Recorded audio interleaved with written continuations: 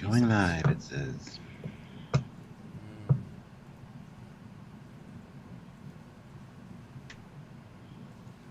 We should be live now. Just a game. Oh, I'm getting an ad for sportsdirect.com.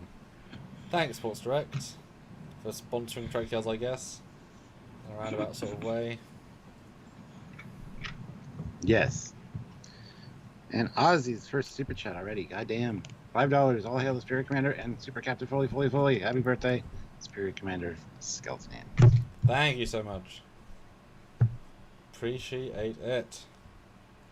Let's see how many people we can get here because this was posted yesterday, so who knows? Yeah. But here, there's quite a few live things going on today from different parts of the interwebs. Oh, really? I mean, anybody anyway could do anything. So who I don't know. But this is a weekend. It's ironic. Like, it makes more people available, but also more people available to be not available. Yes. The irony. The irony, it hurts. Hit like, guys. We have 31 likes, which is great. Just getting into this, but a few more would be fantastic. So if you haven't hit it, you're just joining us. Hit like. Alexia, the T. What's it called? Trekyards. The store. T-Public. T-Public, and I was very pleased by the quality of the shirt when it arrived. I just put it on; it fits just fine. So, Looks great too, nice and crisp. I am well chuffed. Since it would have been nice to wear our own merch for a couple of years now. But it always seemed redundant to buy our own merch, to which we only get a couple of % off. Like, great, we did that. Didn't I send you one of the pinup t-shirts though? I mean, maybe at like a medium, like any shirt that was the Loot Crate ones. I don't think so. Fine. But this small fits, now we know. Just skip medium, because these aren't built for English people. Yeah. But yes, we are drinking today. Stuart, what are we drinking? Why are we drinking? How are we drinking? Who are we drinking? Well, it's your birthday, so that's why. I'm drinking vodka. Georgian Bay vodka sodas. And it's dripping everywhere, so I'm not going to do that all over my desk. And yeah, I also have some plum brandy here for shots. And you guys super chat. You let us know how much you want us to drink. And yeah, I gotta grab some. Hold on. Yeah, and as always, these ones are up to you with how boozy or non-boozy we get. So, I already have a couple new super chats in already. Goddamn. Excellent. $10 from Gary Davis Jr. says, "Happy birthday, Commander." Thank you. And Wes Slimos, $5. Happy birthday. Thank you. And Chris Quillum, £5, with a bunch of celebratory smiley faces, a thumbs up, and a cake. So there you go. So it's nice to be able to celebrate something that isn't, a new Trek show. Like how there's no $10 amount on our thing, but. Well, okay. I mean, well, no, it's 2 5s, isn't it? Choosing 2 sips. All right, so I'm gonna put some vodka in thing as well. Vodka. Start the liquid fun.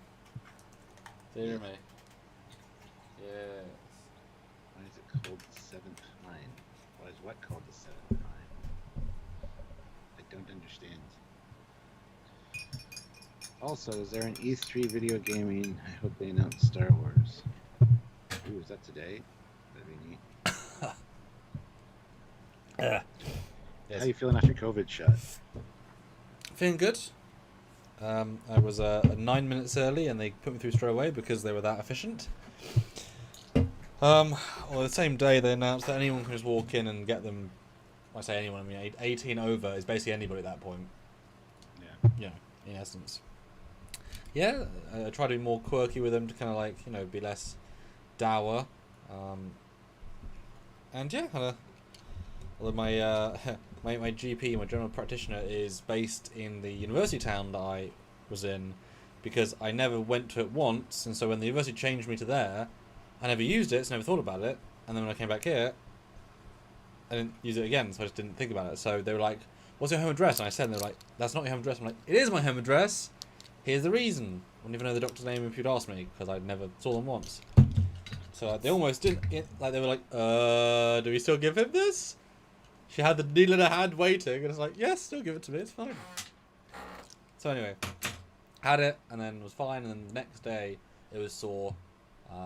Luckily, this is my PC hand, because, you know, moving hurt, but, you know, that's fine. That was it? You didn't feel tired or anything? No, but I got the AstraZeneca, which is the fake disease one, you know, man-made, so apparently it's more clever. Well, AstraZeneca is the same one that I had, so... Yeah, no, feel fine, tired-wise. It was warm, but I slept okay. And now, you know, I'm chipped by the government, so now they can hear half of all of what I'm saying. Just need the other dose to hear the rest of what I'm saying.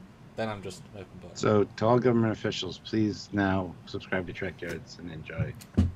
Super chat.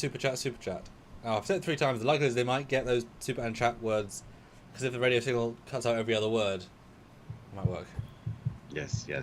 We're both microchipped, so we're good. We are also both kidding. Good to hear Go Chat went bad. My wife and mom were miserable. Oh dear. Good to see you, Adam. Hope that you're doing well. Yeah. Well, my dad said that there was if you already had COVID, potentially it affects you more because you've got stuff in your system. Whereas if you haven't, it is just, you know. But I mean, everyone's different. Everyone is so incredibly different. You know, has there ever been a situation where they've vaccinated this many people? So of course you're going to hear more horror stories, more people being vaccinated. That's just the nature of odds, you know. Plus, a lot of people didn't feel anything on their first one and were really sick on their second one, and so who knows? But no, it's good. So I feel fine for today, which I'm happy about. Celebrate my birthday with you all, and then tomorrow I'm filming the next part of Trek Shorts. So I've got to be okay for that, as well as cross fingers. And I've been doing CG for that this week, and I'll talk about that a little bit for Why Not. And I've been pushing the boundaries of what I can do a little bit even further. So that's yeah, it's been an interesting week, and I'm sure tomorrow will be very tiring, but it's always nice to be in uniform and say lines, preferably not me doing that, but you know, that's why I get other people to do it, and they just say my lines. I give them, and you know, they don't know the Trek terminology, so they're just spouting nonsense in essence, but it sounds smart when edited. Editing is the key. Yes. Yes. So hit like, guys. 31 people here, 39 likes. Awesome way to start out. So welcome, and let us know what you want to talk about. And I can start sharing. Yeah, I might as well do that. But it's always fun for you guys to super chat right at the start to get some drinks in us, get the tipsy going. So I'm gonna go away and share. I'd love to see like $30-40, so that we can start to pump our bodies full of, you know, strawberry and cream English cider. Yes. So see you in a minute. Okay. So yeah, if you want to super chat, like he said, this is a good time to do it at the beginning, because then by the time, you know, an hour or so rolls around, we're starting to feel it, instead of getting all the super chats at the end where we feel it after we're off the air. So if you can, please consider doing so. We do read your comments or questions that are super chatted, which a lot of channels don't. So also, if you want to help us out with PayPal, you can do that as well. The PayPal link is trekyards@hotmail.com. Just let us know that you're sent to PayPal via the regular chat, and we will read your comment or question via the email there. And usually PayPal's better in a way, because you get a lot more characters that you can type. I think it's unlimited for that, whereas super chats, depending on the amount, is quite limited. So you can also join the channel at the rank of Commander, Captain, Admiral, Fleet Admiral, or Federation President. That if you join the regular live, that's a great way to do it, because you get a badge beside your name highlighted. You get to use little emojis and stuff in the live chat. So if you can, please consider doing so. We would really appreciate that. And also, if you want to help us on a monthly basis as well, there's another way to do so, and that is Patreon/Trekyards. Just go check that out and help us out that way if you can. Also, the new merch, like Samuel's wearing the new Trekyards shirt there, the unpin-up version, which I really don't approve of, but that's okay. Not everybody would want to have a pin-up on them, so we have the non-pinup version. But the links to both stores are down below. There's the Teespring store, and there's also the TeePublic store. And the TeePublic store, I think, has stuff on sale right now. So if you want to go check it out. Plus, I think there's more. We have more items available on the TeePublic store right now because it's the new store. So both the links for those are in the description down below. Just go check them out and browse them while you're listening to us here today. That'd be awesome. If you want to pick something up, that would also be great. Samuel's got some of his samples. I've got some samples of outfits on the way as well. So you're going to be able to see a lot more Trekyards merch in the next little while. And if you want to get one for yourself, we'd really appreciate that for sure. Other than that, by all means, just hit that like button, share the videos around when you can. If you see a really good, interesting ship on a Saturday video that you didn't know much about, by all means, feel free to share that around and put it in different Star Trek groups so that we can get other new members to the channel. That'd be great. All right, well, there we go. The super chats are starting to come in again, which is fantastic. So thank you so much, guys. Yeah, let's get Samuel smashed. It's his birthday. And he's got a film tomorrow. So let's make his life miserable today. That's the goal. So a lot of hashtag Sam drinks would be great. Anyway, so there he is. He's back now. And we got some super chats, so he'll be excited. Oh, see, look, the excitement. I'll just get right into reading those. Jarzia, $30, which is a full shot. Goddamn. Oh, okay. Happy birthday, Samuel. Hi. One step closer to liver failure after this and the COVID shot make you feel like you got punched in the deltoid. Moderna for me. What's with snow in the thumbnail? You take the TARDIS for a joyride? Yeah, I was going to say, what do you think of the thumbnail? But it's not up there because this L class doesn't have that. So I'm gonna grab it so you can. Because actually, I'll break yours as well, because I don't think we probably showed that either. It could be kind of fun to like celebrate for a second with like.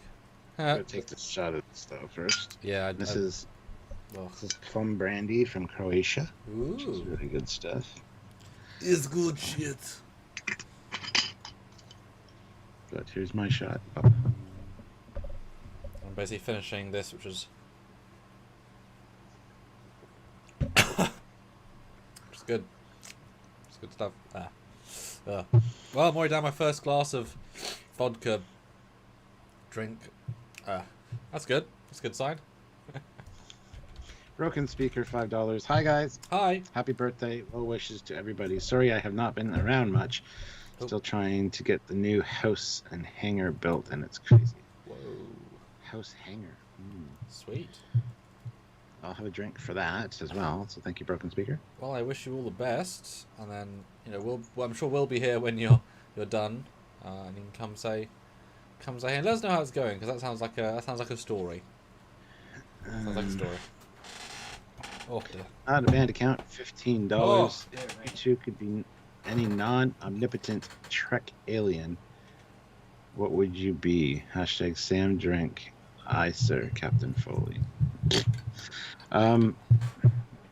Just like species or a particular character? No, species. This is Trek Alien, so okay.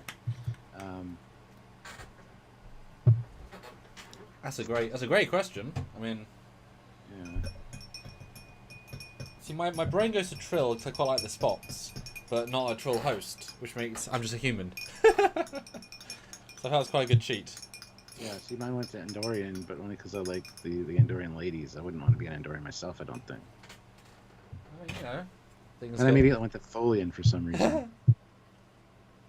Hey, it'd be a wild ride. See how a different kind of life lives. I don't know. That's a very interesting question. Thing is, let's be fair though, right?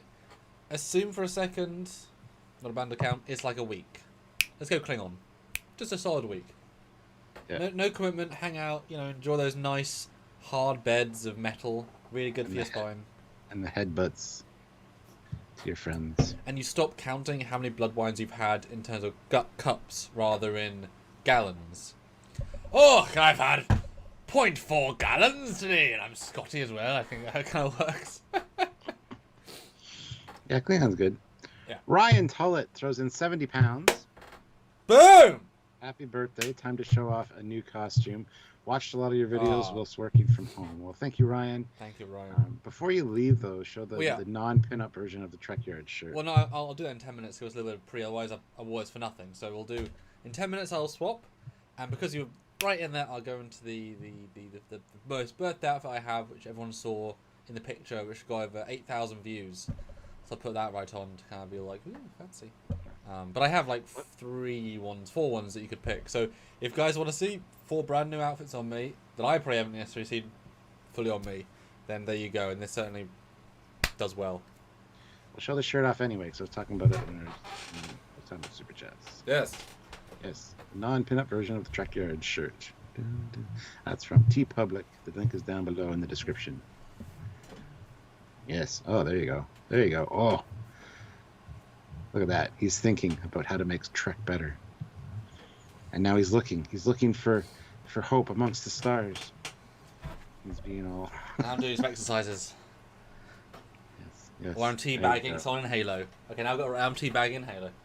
There you go. But yes. Very good. So I like it a lot, actually. There you go. Yeah. It does look good.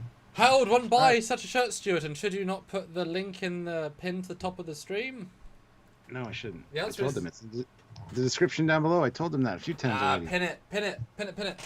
Because this is like, I legitimately like this, and obviously we've seen, like, not that I get a lot of custom shirts like this, but I've had them for like things at university, or we've had groups and put some money in, and they all die eventually. So I kind of get a sense of how good or bad they are. But this feels like it's a good print, without any sort of distinct lines. It's not just printed on, or it's not a sticker. Feels like they invest in a really good printer right out the gate to get a good reputation. I mean, it's a simple thing on a black tee, but I'm actually pretty impressed, and you know. There, pin the TeePublic store link to the top of the chat, so go check it out, guys.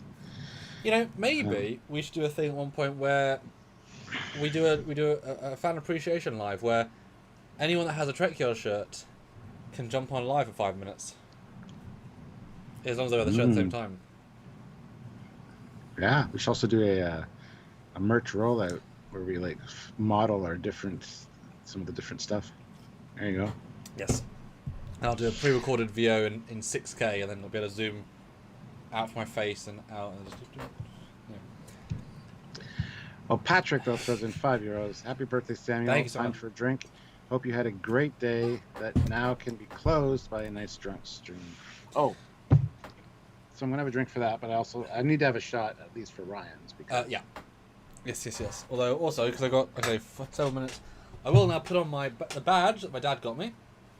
Birthday boy. It's a football badge, which does not at all represent who I am, but it's the only badge they had. So we're gonna wear that for a couple of minutes. Stabby. Anyway, I'm having some more plum brandy. I'm not gonna stab the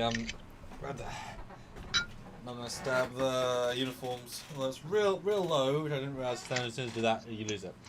You should put it up here. I should. I will. You will. I'm going to have a shot for that. 70 pounds. That's amazing. Amazing.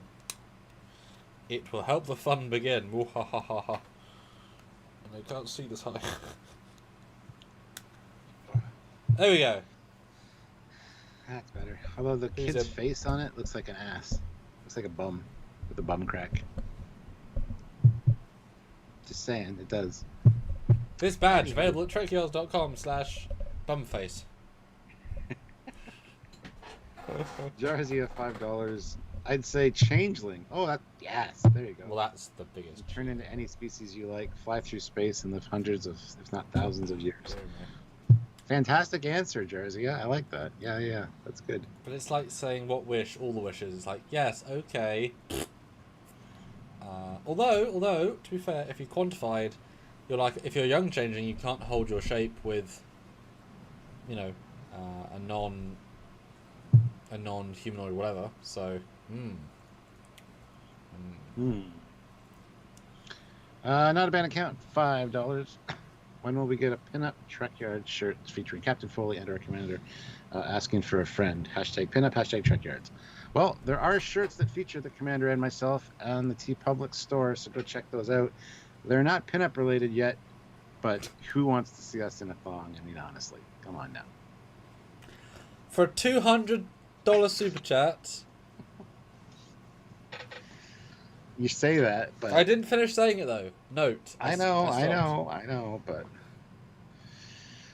I mean, everybody knows I'm unscrupulous. I'll do whatever. So Yeah. It's not. It's a thing. Oh dear. But how was your 7th of June, Stuart? How was my birthday? what was the 7th? That was Monday.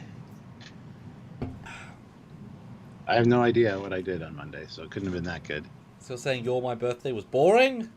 Yes. Ah. Yes. Well, I wasn't with you. I couldn't celebrate your birthday with you, so. I don't know what I did, actually, now that you said that.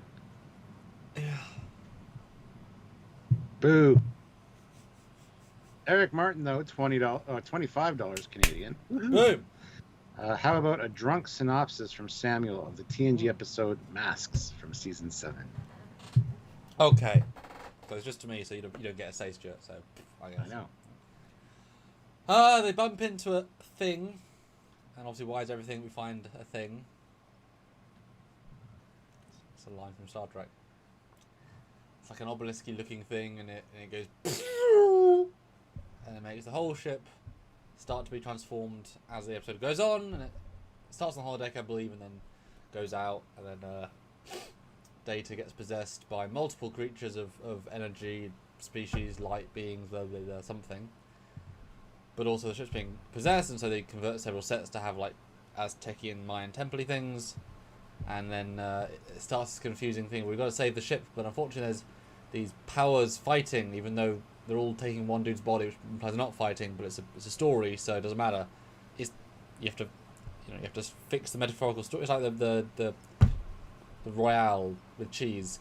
You gotta solve the situation to actually undo it. There's not actually physically anything happening, and so they got to talk to multiple versions of Brent, talking as multiple versions of things. But it's every time they actually put on a different mask, it actually does affect the makeup quite drastically, which is quite effective. And he speaks in a low voice, a kid's voice, a large voice, and ends up being the kid that's quite important, which you don't think, I think, as he helps the two sides not fight anymore, and then it's all fine. And there's this great... Huh? Don't forget Musaka. Yes! I mean, it's interesting. I don't think we can say it's good, but it's interesting at least. Masks gets a bad rap. Like a lot of people don't like it. I really enjoy it. It really feels like it could have been a TOS type episode. But I really enjoy Masks. So, ha. Well, hello, Edinburgh. Thank you very much. Appreciated. Jarzia says, so close to 60K. Seems like just yesterday you guys cracked 40K. 40K seems like 4 years ago, because it probably was.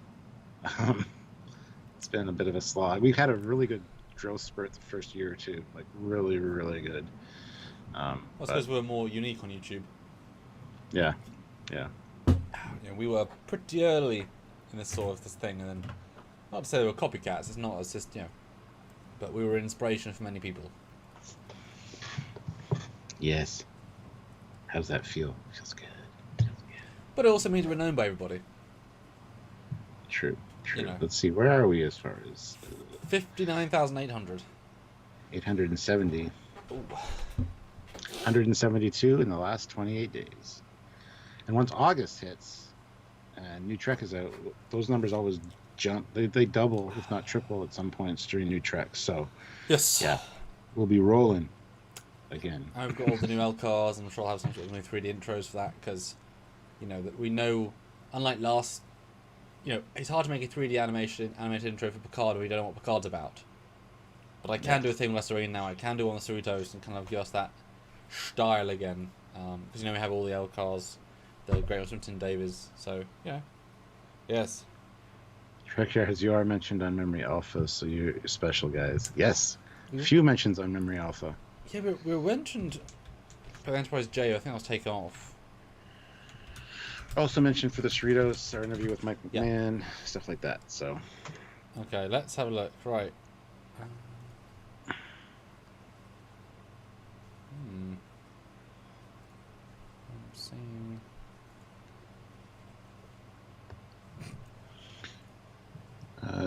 Joshua Farrow, though, $5. Happy birthday. Your hard work on the best channel on YouTube is appreciated. Thank you so much. I'll have a drink for that. And Captain Ron Phillips, $5. Happy birthday, Commander Cockings. Thank you. From Southwest Florida. Many more to come. It's a humid state, isn't it? You say human state or humid? Well, I mean, it is a human, meta-human, proto-human, humid state. I heard there's lots of gore in there. They call them crocodiles or alligators. I can't remember which is which. Anyway. No, I hear they're Voth. Oh, yes, yes. Easy to get them confused, though. You know. Yeah. Generation Films referenced Trekyards in a Stargate video of theirs. Yes, twice. Yeah, we got mentioned a few times. And it's- even some tech videos were on like the screen of the guy's stuff that he's reviewing. What I like about Generation Films is the first video, they said, we're going to go out on limb and say, we're not going to go with Trekyards here because the scaling doesn't make sense. Then a week later, they did this video, we're going to go out on limb and say Trekyards is right because the only thing makes sense. Oh, really? They did that? I only saw the first one. So Well, because like, Prometheus, they're like, oh, da-da-da. But Daedalus has way more proof that it's bigger because they use it more than 10 times. So they were like, Yeah. oh, it has to be this size. They didn't show a clip of us. They weren't as like, I think they were as, well, let's not keep giving them credit. But yeah, that was quite funny. Because it's hard to argue, you know. It's just easier when I can throw a model of a person next to a model of the ship and say, yeah, there aren't 3 decks for every one person. So wrong. Yeah. Yeah. Whew. Wow. Well. But Chuck A, Stuart, read Chuck A. Chuck A. I just ordered the shirt that Sam is wearing. Thanks, guys. Thank you. That is awesome. Yeah. So yeah, head on over. The link is up there. The TeePublic store, and check out the merch. There's some cool stuff there. I gotta say. So. I have a few samples coming as well. I just haven't got any of mine yet. So. And what's great is that we get almost no money from it. That isn't the point. I mean, if you get like thousands of orders, that's worth something. We just want you to get it because it's cool. Yeah. Literally, like I have shirts and other things that I'm just like, that's cool. Like it's just to have it because like, this is a great logo. The one I've got is a great logo too. Some of them is very good, like base logos or on mugs. I'm certainly gonna mug and you know. I mean, the Turtley mug will still be here for a while. But yeah, might get replaced with a Trekyards mug. He's turtly into us, guys. I am. But people asked about this thumbnail. So what do you think when I first sent you my birthday thumbnail? I thought it's kind of weird for you to do that kind of style, but it is. It was interesting. And then I was looking at it, and I'm like, there's fuzzed out people in the back, and there's like a little corner of something in the lower right-hand corner. I'm like, what the hell is that? But I thought it was fun. It's definitely a good birthday one for sure. I mean, you believe that cake's there, right? Oh yeah, fuck, totally. I mean, it is a miniature. It is false perspective, but I mean, it's really there. Yeah. Yeah. Did you like dive into it? Because it's full size. Don't lie. You dive into it, crawl through it. You know. Well, no, the whole neighborhood can't tweet it. I mean, are you kidding? Did you burn the neighborhood down when you lit the candles? It's a lot of candles. No, it was snowing. Duh. Sorry, I raided a parade there, didn't I, with the fire joke? Did it again. First was snow, then was water. No, this was a vertical shot doing our snow photo shoot, which I was so pleased to be able to do. But because I wanted to zoom in to get a certain effect, I didn't blow anything out, but I digitally extended the sides by like 20% either side, and so it's one house and I extended it. So it's not, I didn't blur people, it didn't like having detail of stuff.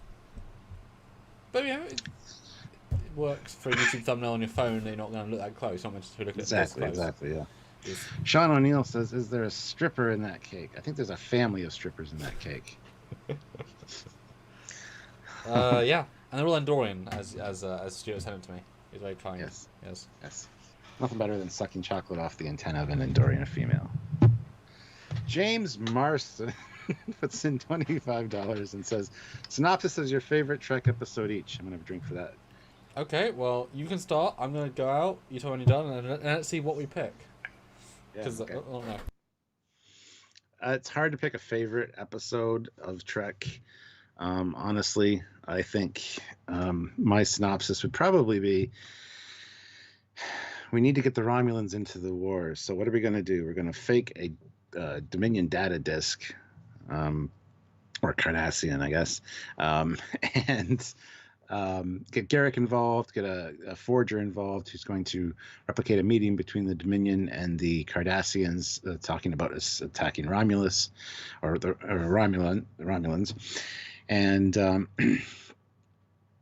they're going to pass it off to the Romulans, and hopefully that'll be enough to convince the Romulans to bring them into the war, because the Dominion are sketchy little bastards. So he does that. Garrick hires who he needs to hire. It's done. They got a encrypted data rod, which they used, which are hard to get a hold of. They make it. They give it to the Romulan guy. The Romulan's like, it's a fake. And then his ship goes kablooey, and he dies. And Sisko gets all mad and punches Garrick, and Garrick's like, but they'll find the data disk in the wreckage, but it'll be damaged, and any inaccuracies on it will be just mentioned or said to be part of the explosion and damaging the disk. And it worked. It got the Romulans into the war, and Sisko deleted the entire personal log, and he can live with it. All right, there. I'm done. Come back, bitch. That last pose was for you. I noticed. Thank you. Well, there isn't a your favorite. There's favorite. That's what I started out by saying. I think maybe you could probably say your favorite from each, but you'd have to then have 10 and then narrow it down, because I think we'd instinctively know which one's better, personally. But you'd have to have it'd have to be that soccer board thing where you're actually fighting and it narrows it down. But I'll go for relics in this case, because it is closer to what I wish they'd done more of, which was faithfully and appropriately respecting the old while they were young enough to look appropriate, with good special effects, good recreations, and in rewatching it as research for another fan film, the level of acting that James Doohan gives is brilliant. He does a very good job, and he carries it pretty much himself, and he's got great chemistry with LeVar. Plus, Genoa's not bad. So, Scotty's back in the future. And, boy, why wasn't he in DS9? Okay, he might have died at that point, but conceptually, they could at least mentioned, DS9 or him in DS9 or something, because he's alive. And I would very strongly fight anybody that says that he truly feels old. Because he doesn't look old, and especially with that modern tech, think about it. Admiral Clancy, if she can be head of Starfleet, and she looks older than James Doohan, and she's the head of Starfleet, why is Scotty retired? Yeah. Thanks, OT3 with a space and can you use spaces? I guess I can, but thank you. And Eric Martin. So who won that? Who won that synopsis? Oh. Me or Stuart? Who won the first synopsis? Battle. Yes. Well, I picked in Pale Moonlight, just so you know. So. Hey, macOS. Nice one. Happy birthday. Woo! Although it's not my birthday Let us today. know who won, guys. It was my birthday on the 7th. But thank you. I'll give you the win regardless, because it's your birthday. So. Oh. Right? No one can say that the captain is not a good guy. Can't. And if they do, he'll shoot you.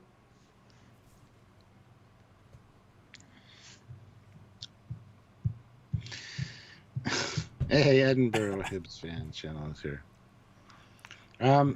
Good to see you again, Edinburgh.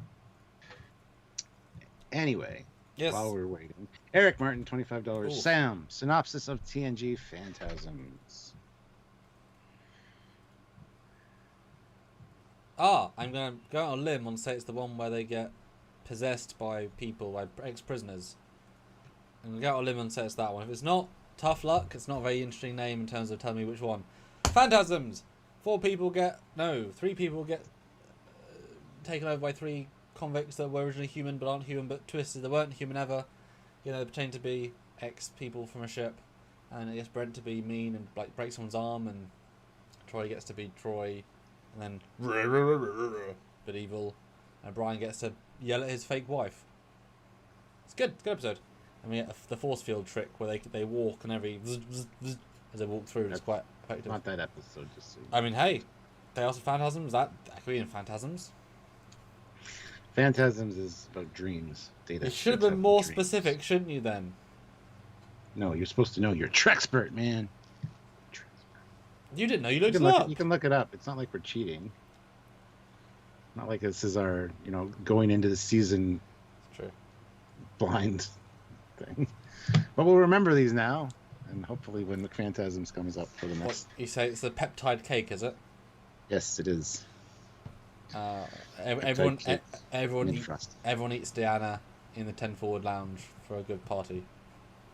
That's my summation.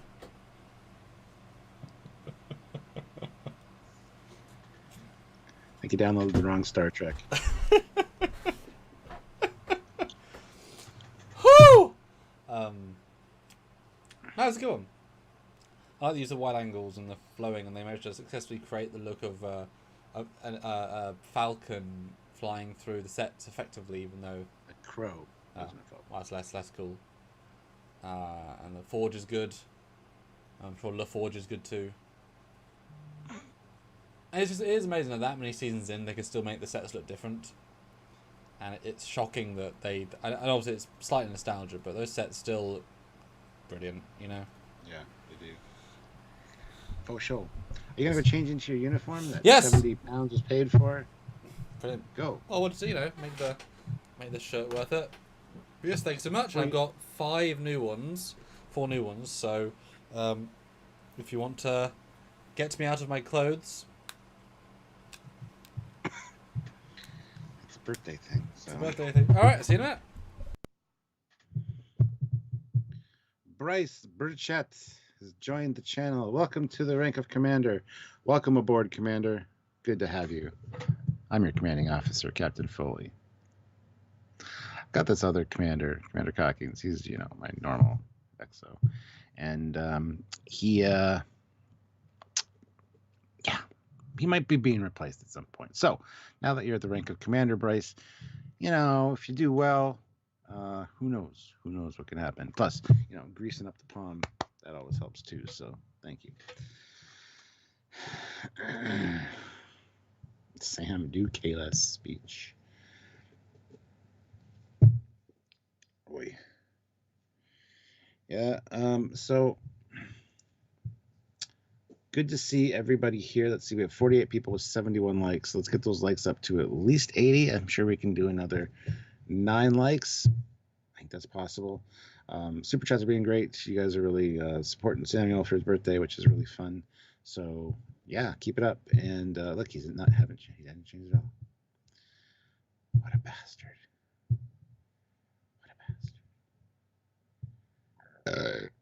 Oh, that was disgusting. Sorry, I've been drinking. Anyway,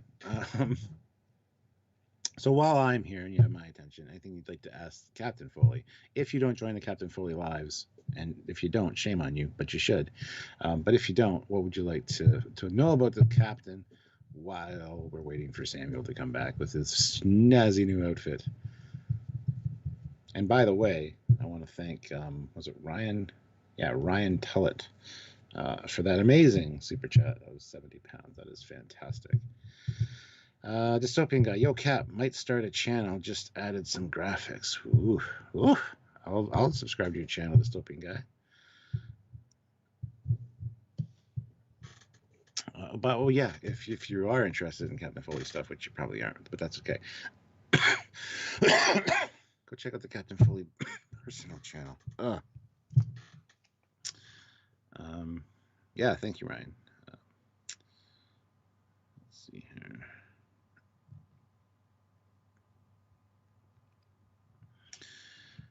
It'd be nice if the Admiral could join us for this live. She's actually out right now. She's gonna go pick something up for some flowers, for some flower pots, and she's also picking something up for Father's Day. I hate that I have a cough again. But yeah. I love ice cream cake. Look at that. Oof. That's so fucking. Oh, look at that. That's fancy as fuck. So I heard there was a formal negotiation here, Stuart. Am I right? Are we? Oh yes, absolutely yes. We need to negotiate for more super chats with this. Oh, sorry. You change your 4, Regent Stuart. You change your 4. Yes, exactly. Whew. There we go. Yes. Got a full old. Oh, darker now. That looks fine. That's a really snazzy outfit. Yes, it was a real let's see if it's good quality, and actually yes, or at least close enough. I'm sure it'll fall apart at some point, but yeah. Well, it's funny, they only sold the captain's version, which is this white inner, but because they're Chinese site, they had several under one branding but separate names, same pictures, and often you're wondering, well, is that because they're nicking pictures from each other, but they have it in the same group? So I said, yeah, if you're this guy, can I have this version instead? And they were like, yes. And then that day they listed this version on their other side, so they didn't have parity between the two. But yeah, there you go. That's another one I wouldn't mind getting. That one looks really good too. Can you imagine both of us walking around a convention being in the dress uniform? I can. No, we wouldn't do the convention. We do the convention in our other uniforms. The party. And then at night, the party. Yes, that's where we were. That. Yeah. And get drinks spilled all over the white. That'd be great. Yeah, I've already felt myself more self-conscious of this because obviously you see the shit more on it. Yep. But no, it's it's definitely not like the highest of quality. But I mean, how could you make this by yourself, etc. Yeah. Spinal Breaker. Evening. Have you seen the new Halo preview dropped a few minutes ago? No, because we've been busy. That sounds exciting. Let me look at the new Halo preview dropped a few seconds We ago. would do that as soon as I read it. That's why I read it. That would be awesome to see the two of you in those uniforms, says Matt. It would. It would. It would. So, super chat us now. Because Stuart is starting to go into the uniform game. And so... Possibly. Oh, with Dad, possibly, are we? They don't need to know. Well, so the more super chats we can get, the more chances Stuart can have some more. Then we can wander around together.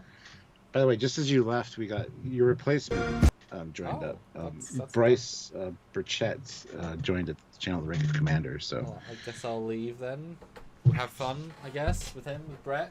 Have fun. Yeah, come on, man. Come on in. Come on. Oh, no, he didn't show up to work. So, there might be many commands on this ship, but only I turn up to work, okay? It's true. Thank you. Sorry, Bryce. Remember what I said while he was gone, that we'll talk about later. I can go back into the recording, Stuart. No, you can't. No, you can't. Oh. You say you can. But you don't have the temporal powers. You can't. You don't know. Have you seen how I can shift between eras, Stuart? Have you seen that? That is true, actually. Shit, you might be one of Where those else do you think I get these uniforms temporal from? warriors. Yeah. Because that was quite fun, though. I went from all the different blues through history. That was pretty fun. But this is a brand new one. I've actually had it a little while, but I have you have to tailor it and do other stuff. Although it's definitely one of those things where it's less impressive, like on this screen, but standing and more of you is more impressive. So yes, and weirdly, for some reason, blue is green. I mean, as some people notice in the other picture, it's like for some reason medical and science is green. Medical was green in the Monster Maroon era. It was like a minty green, really light. It doesn't really show it on screen, but in some of the publicity photos from McCoy, you can see it's green. I mean, the red pops way more, but hey, I guess maybe they thought a blue wouldn't pop against this, but neither does the green. So I don't know. No, it doesn't. It doesn't even look like a color. It looks like black. Yeah. Huh. And why are you lieutenant? Because those are the rank pips they had on this uniform. So he is. Bryce, you're a commander. You got the job. It's fine. He's a lieutenant. Is he gonna go get another rank pip? Oh, probably. Must be nice to just swap on pips as you need.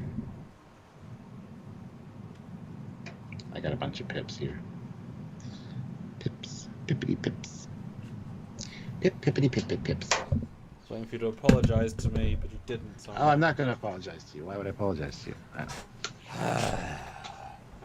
I mean, I'm sorry, Lieutenant. Thank Welcome you. Back. And Terrence, thank you. How is Las Vegas today? I'm assuming pretty warm. Thanks, Perilous Turtle. What a name. What a name. What a savings. Yes. Now, what do you think of your thumbnail I sent you for your birthday live that we did?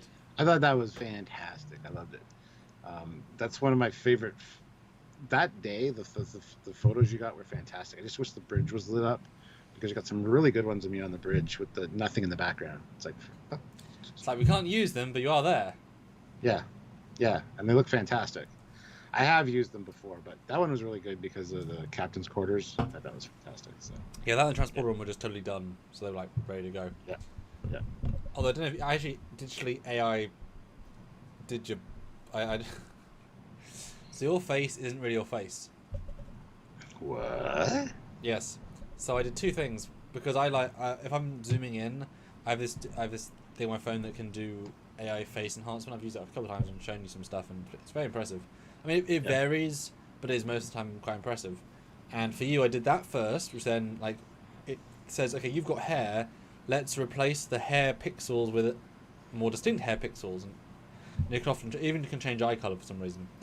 But then I went to the new Photoshop because I legally have Photoshop now for a while now, and they've got so-called neural filters, which are cloud-based special things that are especially accessible, and one that lets you change people's expressions.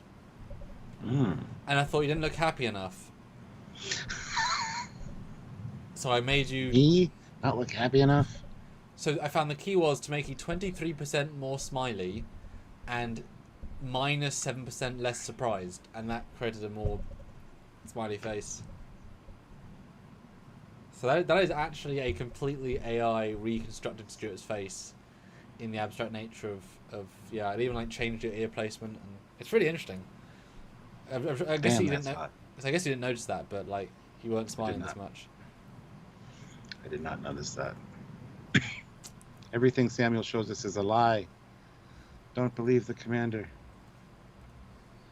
Ryan Tullett, again with another 30 pounds. Goddamn. You need a drink in your hand with a dress uniform, gents. I'm not wearing a dress uniform, but I'll still take a big drink for that. Wait a minute, 30 pounds. That's a shot. Goddamn. All right, more plum brandy. Good. You know, it's great. I was going to find the multiplayer trailer for Halo Infinite, but I can't watch them because you'll hear the audio. So it's not really fair. It's like, oh, here it is. Tough. It's like, oh, thanks.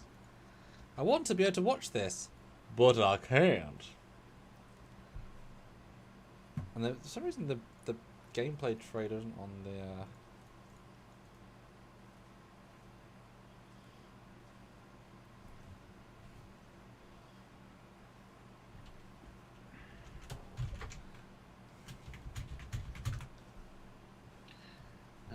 Alright, let's see.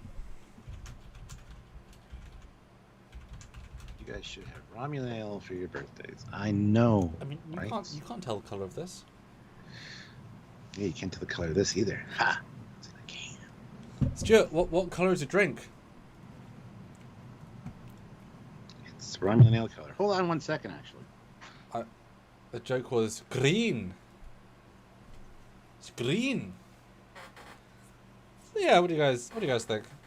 I've been expanding my collection slightly. Like I say, it's not like the highest end quality one, but I mean, how else are you gonna find this one? Yeah. All the little subtle details that it's got stripes on the legs. It's cool. Check this shit out. Fresh. Yes. Delivered fresh. Ooh. Romulan ale. Dun, dun, dun. So I do have Romulan ale. See what Romulan symbol on it. I've got a guy aboard a ship who brings me the case every once in a while. I've heard it's illegal or something, but I don't really care. I'm a captain, damn it. I do what I want when I want.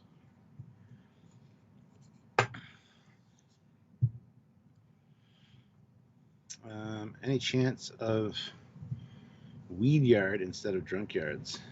Not for me. Actually, I do have some THC and CBD chocolate here. It's all legal. It's all legal. But I'm not good on THC generally. This is a very small amount. It's only 0.5 or 0.50 milligrams. But you do it more for the CBD, which is 10 milligrams. So there you go. But no, generally not.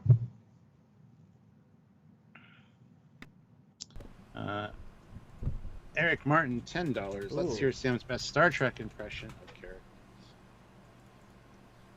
That's abroad. Starting with Tyler Vach saying Kalis.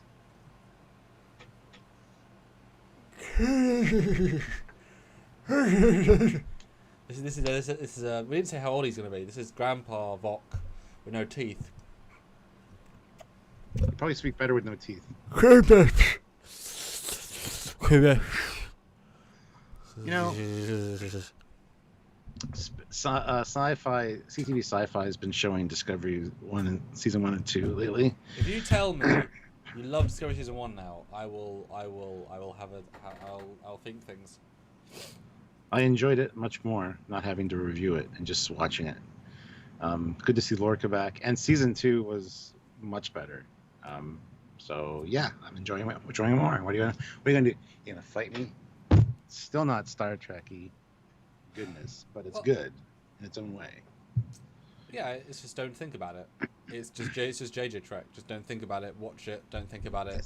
Don't binge watch 3 so you're not thinking about individual stories. Like, it doesn't hold up in any way really, except just a popcorn who cares story, if you don't like most of the characters more than a surface level. And season 2, if you watch it all in one go, you don't think about the plot holes, the many plot holes. So but I can't not see the filmic stuff, but it shows why they got reviews that were positive. A lot of people didn't care about the canon stuff, didn't care about the story's structure. If you don't care about that stuff, it's like one of the someone I saw a comment on my Along From Home reviewing it, and they said they liked it, but they didn't like how much technobabble I used. They should have focused more on simple storytelling, because they don't like technobabble and they don't like Voyager because of it. And so I thought to myself, that's not so much a me problem as a you don't like technobabble or Voyager. That's a you don't like that side of Trek. Nothing to do with my own quality of storytelling. It's just you don't like Voyager technobabble. What can I do? Yeah. That's one of the things that's uniquely Star Trek or Voyager trying to go there. So. And some people really like the technobabble. I quite like technobabble because it's off the time quite logical. So it's just you can't win over everybody because everyone's different. Yeah. Yeah. Matt Boardman even says Discovery is a little better on repeat viewings, especially when you're not analyzing every scene and reviewing it. To just sit down and watch it or walk through the room as it's playing and get a good scene. But anyway. Well, yeah, it's don't think about it. Whereas TNG is a think about it.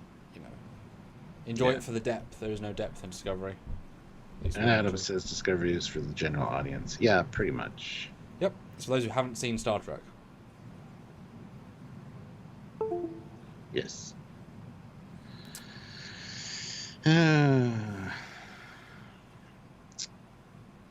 Oh, thank you, Danny. Appreciate it. I feel like I should do a second impression just because you asked for Vok. Is there another one I can do? Bryce says, I think the captain got the Romulan nail from. Maybe River. I hear that guy is flush with the stuff.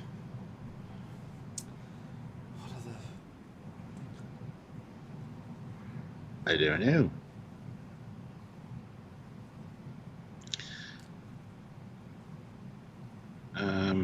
Nuclear vessels? Where's Alameda? I want to go to Alameda. Hello, extra, tell me. You don't have a script, so tell me, where's the nuclear vessels? She was actually somebody off the street, eh? That's what I mean, right. I mean, in the context, she was contract. In the context of the scene, she was an extra, but yes, absolutely, it was a... Yes. Yeah, so... I think they're across the bay, in Alameda. That's what they said, Alameda. But where's Alameda? It kind of showed you needed more improv-y stuff, and they should have. Oh, I said it to you previously, like the other day, but they really should have had one movie for each original captain, original character. You know? Oh man, yeah. Because each actor could have absolutely held their own as a hero of a full adventure. You know, you've also got Captain Sulu, you've got security chief, you know, in Starfleet. Chekhov, you've got some sort of big communication negotiation issue with Uhura. You've got, you know, Engineer Academy, some sort of big ship design thing with Scotty. You've got a medical plague on a planet for Bones. Like, you know, MCU that bitch. Oh, Bryce says Riker is flush with the stuff, not River. Oh, yeah, I got the armament now from Riker, yes. He likes his stuff. He likes his stuff. So, guys, 89 likes. Ooh. Only 57 of you here, though. Oh. So my challenge to you is, Ooh. Are there 11 people out there that have not hit that like button yet? Because if you're out there and you haven't hit it, I want you to feel guilty now. A very, focused, jab of guilt somewhere in your body. And I want you to hit that like button to relieve it. Let's get to 100 likes. That voice in your head that says, don't do it. Now, that could be for many things in your life, but for this one thing, just do it. Just buy those cargo shorts off eBay and click like on this YouTube video. And picture a little imaginary man in your head talking to that imaginary voice and just kicking him while he's on the ground, and take that voice out. By all means, hit the like button. 6 more likes, guys. That was too drastic. So if they had done an original series movie with each actor as their character, where you'd have like maybe one other one each one, but primarily the one, which film, which actor besides Kirk, Spock and Bones do you think you would have most enjoyed, like as a standalone, watching them as the hero for an hour and a half? Probably Sulu, honestly. As much as I'm like, I don't really want the Captain Sulu series, I've kind of maybe started changing my mind on that, but I think Sulu was one of the more interesting ones. Scotty would have been fine, I guess, but I think rather limiting. Well, he's good in Relics. I mean, he was able to lead that. Okay, it was about him, but it was about him being out of time, though, like out of step with what's going on, which is kind of sad to see. So, I think Sulu would have been fun because we saw some interesting sides of Sulu. He was a botanist, he was this fencer, collected antique firearms at one point. Yeah, had time for family. Did he, though? Apparently. Yeah, I would honestly say Chekhov, just because there's so much untapped potential, and what because we know what George Takei would have been. He was that sort of charming self a lot of the time, but Chekhov, Walter, could take it in interesting directions. Like I felt he could go darker than Sulu could go. Yeah, probably. Yeah. Not to say dark is a good thing, but you can have a really good drama-filled movie with that, where he's the hero. Where Sulu, especially in the Captain Sulu role, would be more of a Kirk than his own character, in the abstract nature of a captain as a captain.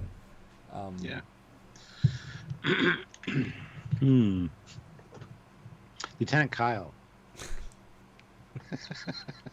He ended up on the Reliance. I mean, there's something going on there. Did he? Yeah. Lieutenant Kyle was the bearded guy. Had a little goatee beard and a mustache on the Reliant. Yes. Same actor too. Area 51, $5. Can't stay. Just wanted to do a cash and dash and wish you a happy birthday. Well, thank you, Area 51. Love the cash and dash. That is great. I like that cash and dash. Yeah. That's fun. I like it.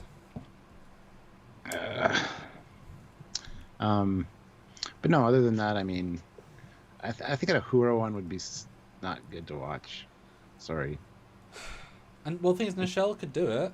I mean, of Gods and Men. Yeah. It just depends what the storyline is. I just don't know what interesting story it could be told, really. I don't know.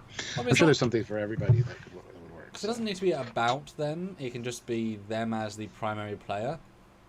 So, her being brought in as a legend to do something, and then to through her lens. Just because all of them are good actors, legitimately good actors. It might just be because they fitted their roles very well, or they, put more in them than was written. I know who I wanted to see more of.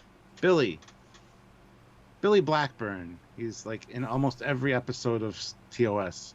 He's on the bridge all the time. He's a bald guy, and he was aliens in a lot of the TOS episodes. He was background people. He was the stunt guy, but he was also on the bridge more probably than a lot of the other characters. And every time you see him, it's a game now playing TOS or watching TOS. It's like Billy to point him out.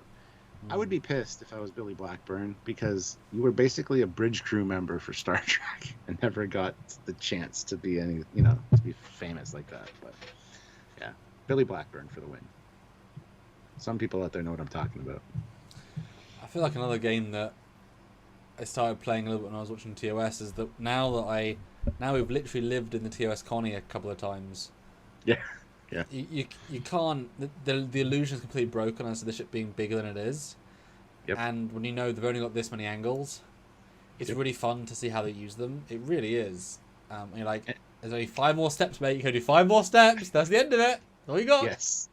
Yes. And to see them come out of a turbo lift and then go right into sickbay, it's like, oh yeah, okay, I know exactly where on the set you are. Yep. Or when you leave the transporter room where you're headed, what you're seeing as you walk out. It's actually kind of fun. Yeah, I do the same thing now.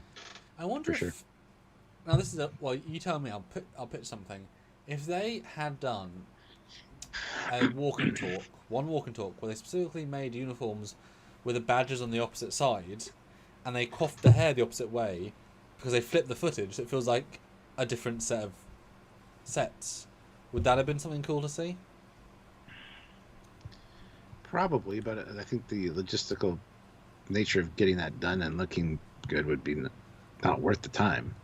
But if all you have to do is move just move the hair quiff and the badge, everything else would be the same. I mean, yes, we have different faces, but I mean, are you really going to think it's the right side if it's just a walk and talk and film it like any other scene? Because I've always thought, what would it look like, vibe-wise, to be able to walk down that set, but the actual reverse, the actual flip, where everything's just opposite. Just build double the sets. Just build the sets they have, just yes, because that's easier. Attached to the... Yeah, absolutely. That's totally easier than doing 4 costumes. And it's funny, I've having built a Defiant, or my team built a Defiant for Trek shorts. That's been interesting. Because I put the time in. They obviously put the time to build the sets, but I put the time into it and references because I have every episode ready to go, as you know, as so do you. And so I went through every single episode with the Defiant, every single one, and looked for any angle, because each director chooses to film the sets differently. And most of the time it's on the bridge, fine, but you might get one random scene, whatever, and that's like all they've used it. And when you start only watching the Defiant scenes, back to back to back to back, you see the limitations of the set. And boy, there's 2 episodes where they're just on Defiant, and them crawling through the corridors, given there's only 2 hallways, very well done. It's not a lot. Did you watch the Valiant episode with Red Squad? Okay, good. That was one of them. But it's great because they don't use a turbo lift much, and if they do it in a certain way, but there's one episode where they do use it in a different way, and that got me a full long shot to build it, etc. But now I could easily walk through the Defiant sets. And it's great because it's so limited, so easy to recreate the angles that people know, because there isn't many. Yeah, it's fun times. It really changes your expertise and think about it. So if we're going to build a bridge and a set, we should do the Defiant sometime in real life. I'd love to see a Defiant bridge set. That'd be awesome. It would. But a lot of TV monitors on the bridge though. That thing is packed. It is. Not in a bad way or anything, just it is packed. It's packed. Eric Martin says, I'd like to see Scotty as a primary player, maybe helping save a world from a more advanced aggressor. I mean, a lot of that stuff's been covered in novels or in comics. You see these characters get their own adventures in those quite often. So I'm sure there's lots of good stories out there, but I don't know if a movie, like, it wouldn't be a moneymaker necessarily, looking at it from a producer or a company's point of view. So I know why they didn't do it, obviously, but that's where fan films come in, I guess, to have somebody that look like them or whatever to do that kind of stuff. So Like it did occur to me at one point how much value added. Now this is this is not practical in any way really, but how much value would it add to do a Defiant film now, as in using my existing characters, but have a tall black actor who be bald with a goatee, put on the uniform and then play Cisco but out of focus, and so you could see Cisco's shoulder, back of his head, out of focus. How much would that add to the scene, or would it be distracting because you're visibly not you can have a focus on him to be Cisco, but he's in frame as Cisco? Like where would that be good or bad in your mind?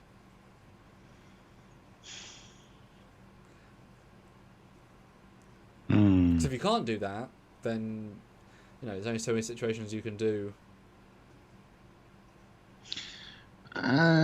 See? Exactly. Yeah, I have no idea what to say about that. Because I know that the Intrepid guys, they use a Giles, who's a not lookalike by any means, but he was bald and he liked Picard and he bought the uniform. So he looked the part, but he had a heavy English accent and he couldn't act very well. And he couldn't remember lines. So it's Picard, but it really isn't Picard. So it's like, even a lookalike, it just pulls you out of it because you're not really watching the character, you're watching some dude that's... It's very unlikely to get someone that looks and sounds like the character, the actor. Yeah, like... Well, even the same thing that we said with Nemesis with Tom Hardy, it's like... Yeah. You're not Picard, dude. Sorry. As much as you want to be. So... No, I hear you. So fan films are tricky because you want to do more than you can. Now, yes, I've now raised the budget I was aiming for Trek shorts, but that equates to costumes and building 3D sets and physical costs. I can't do big things, but I can do lots of things I can do, like space effects and CG sets, etc. So yeah. And Bryce says, of course, according to the YouTube video I saw, most of the Enterprise D is empty space. Well, you watched Eric Henry's then. Or ours, we talk about the decks that aren't doing anything during our Galaxy Class 3-parter. Maybe those advanced ships have tiny crews like the Dreadnought Into Darkness. It's just reconfigurable space, good for evacuations, good for diplomatic, whatever. Science missions, you reconfigure things, so. Well, it makes sense. If the ship was full, then it couldn't do anything else. Yeah. It needs space. Do you really, it's a city in space, but you need space for everybody else, for everything else. Just for cargo, Yeah, there would be decks and sections of the Enterprise D that were not being used. Yeah. Absolutely. Yeah. ISFJ 1009, $25. Ooh. Synopsis of Enterprise, the catwalk. That's where they have to take shelter in the catwalk of the one of the nacelles because it's got special shielding, and they're going through a nebula or something. And then they get... I don't remember exactly now, actually. So, they are going from A to B, and they go through a nebula or a disturbance, and aliens take over people's bodies. And it grabs them, and then they make them do dodgy things, okay. Yeah. And they work out the only way to go up there. Well, there's two, isn't there? Because I think they factor into each other, because they work out it can protect them in one, and they do it in another. There's two. There's Catwalk, where they have to go up there, the entire crew, to protect against the aliens. There's another one where they're going through from space, and they have these alien refugee people. Well, it's just 4 people. But it turns out the thing's not dangerous, and it's just like, oh, you're making us hide here for nothing because you're doing something dodgy on our ship.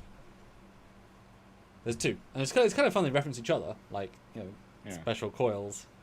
I did quite like those mini sets. Yeah, okay. I thought it was the refugee one, but... Gareth Fairclough, £50. Wow. Costume change. Fan films and old school filming, including Trek. Improvise, adapt, and overcome. Happy birthday, by the way, and happy birthday. That's for both of us, I think. Yeah, improvise, adapt, overcome. That's the Marines. That's their slogan. Thanks, Jay. But... Yeah, I mean, you know, you need to plan, especially when CG's involved, digital sets. But I know, especially Nim, who's going to his character of Keeley, she's having more and more sense of, Keeley wouldn't say it that way. So it's funny to have like on set, she's like that. So he says something. I'm like, that's not the line. She's like, I know. I'm like, okay. Okay, fine. Ozzy brings up a good point. Captain Picard and Dr. Crusher only in charge of the Enterprise D for a love cruise in the warp bubble. Just the two of us. Is that a problem? ISFJ 1009, $15. Hashtag Sam Drink. Happy birthday, Samuel. Thank you. Yeah, have a drink and then go change your uniform. Okay, being back. All right. Right, so that was a good diplomacy meeting. I think that went well. She's whatever the creatures are, they did good. We did good. Stuart, we did good. They're part of the Federation now. Good job. Good job. Good job. Good job, Commander. I mean, Lieutenant. He's got Lieutenant Pips on. But that's okay.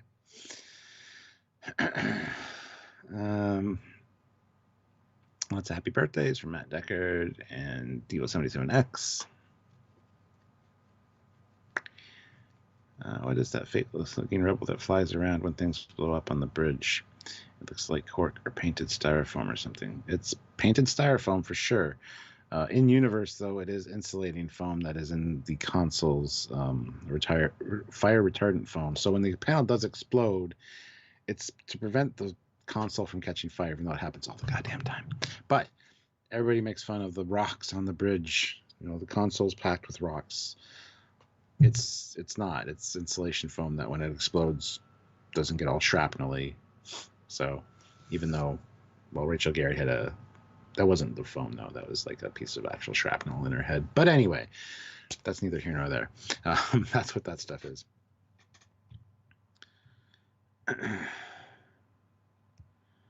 Also, can always rely on Stuart to butcher my name. It's a tradition. Gareth Fairclough. So Gareth is right. Fairclough. Did I say that right? You need to tell me when I say your name wrong so that I can fix it. I hate people that are like, yeah, you've been saying my name wrong for 5 years. It's like, well, no one's ever corrected me. I do what I can. And if I do get a correction, Fairclough. Ah, Fairclough. I'll try to remember that. See, if I get a correction, I try to remember it. I think you forgot about the last 1,000 times I reminded you. I've never, ever heard your name referred to as Fairclough before. So you haven't told me that. You might say I've said it wrong, and I was just like, all right, cool. But you never gave me the correction, so it's all right, mate. All right, cool. Fairclough. This is Fairclough. Fairclough, is that correct, though? Am I saying it right this time?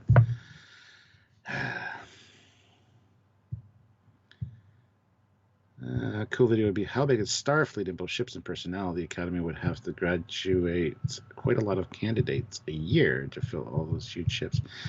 Yeah, but you also have how many member worlds of the Federation? There's like, I don't know how many member worlds there are, but there are lots, and everybody's has Starfleet, attendees from. So it's not a problem. It's not a problem. But yeah, that would be interesting. We love you, really. Oh, yeah, bang on. All right. Fairclough. There we go. I hopefully will remember that in the future, Gareth. Don't listen to him. It's rocks. Bryce, you're fired. You're fired. Give up your commandership now. It's all right if you have to go deselect it and cancel it. You're fired. I imagine they have more than just one academy. Their training infrastructure would be huge. Yes, they do. Wesley, actually, in the one episode where he goes to do the testing with 4 other people, that's not Starfleet Academy. That's just one of the Starfleet Academy outpost thingies. So, yeah.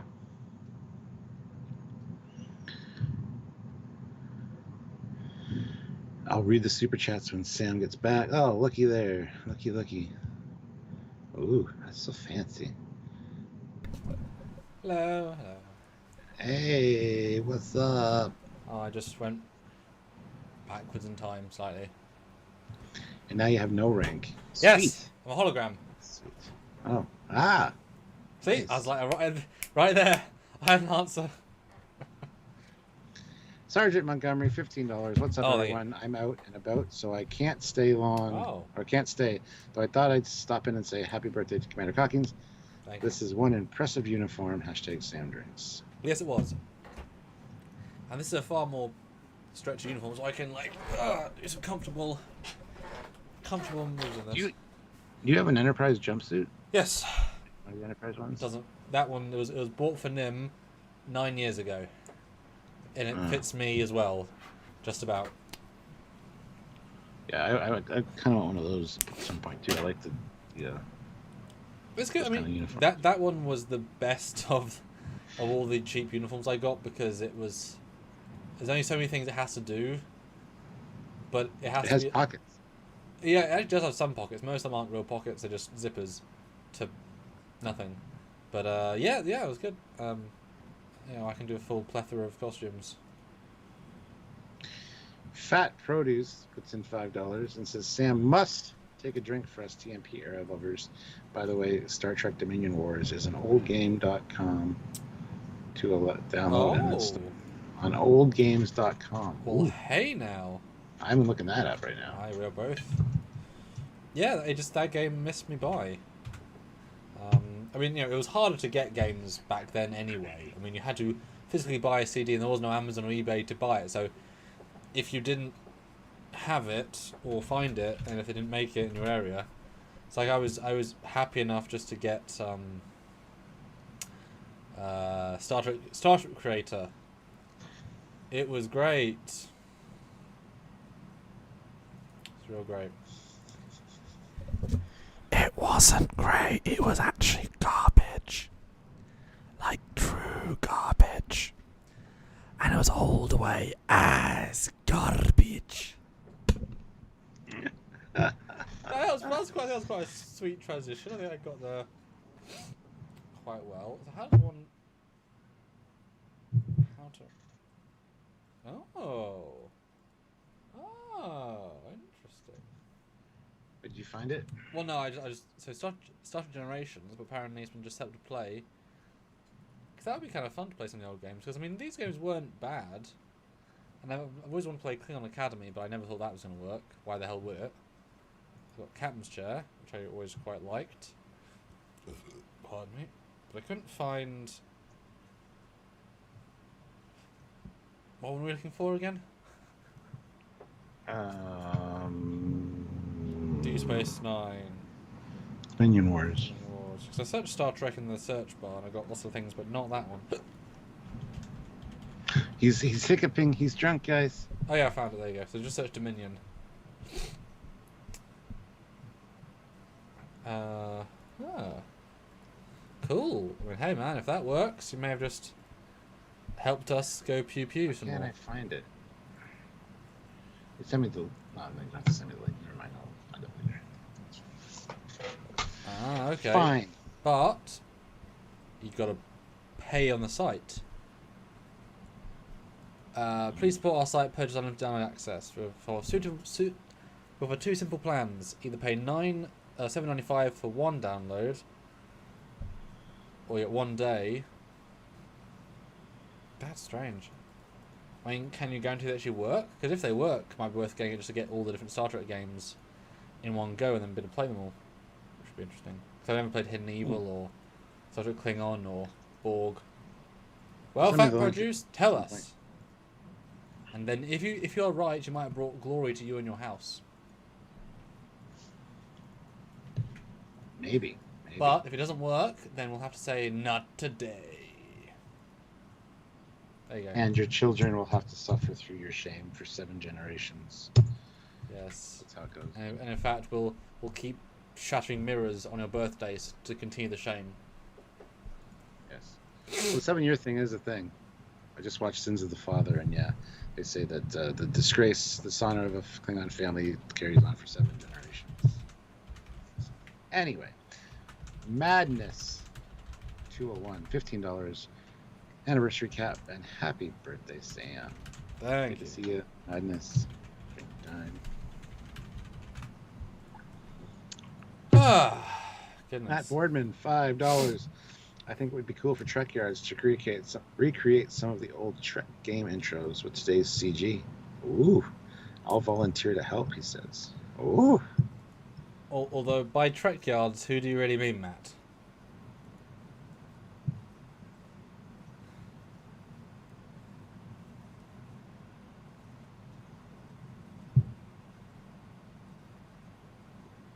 I'd help. I'd be moral support. Moral support, yeah. But you'd be the best damn moral support ever. I mean, you know, apart from the custom things, like I'm thinking the Armada 2 intro, how would I make the two Enterprise E split? You know, there are subtleties that I would be like, what? But, Do you have a 3D model of the time ship one? which You time? must, because like from the Armada 2 game. Well, yeah, I ripped Armada. it from Bridge Commander, which was itself original from Armada. Yeah. I got your original one right there. You See do? it right there. You have my screen Probably used can't see it. assets, Stuart. Yeah, yes. Using hundreds of episodes. Probably even like 1,000 or more.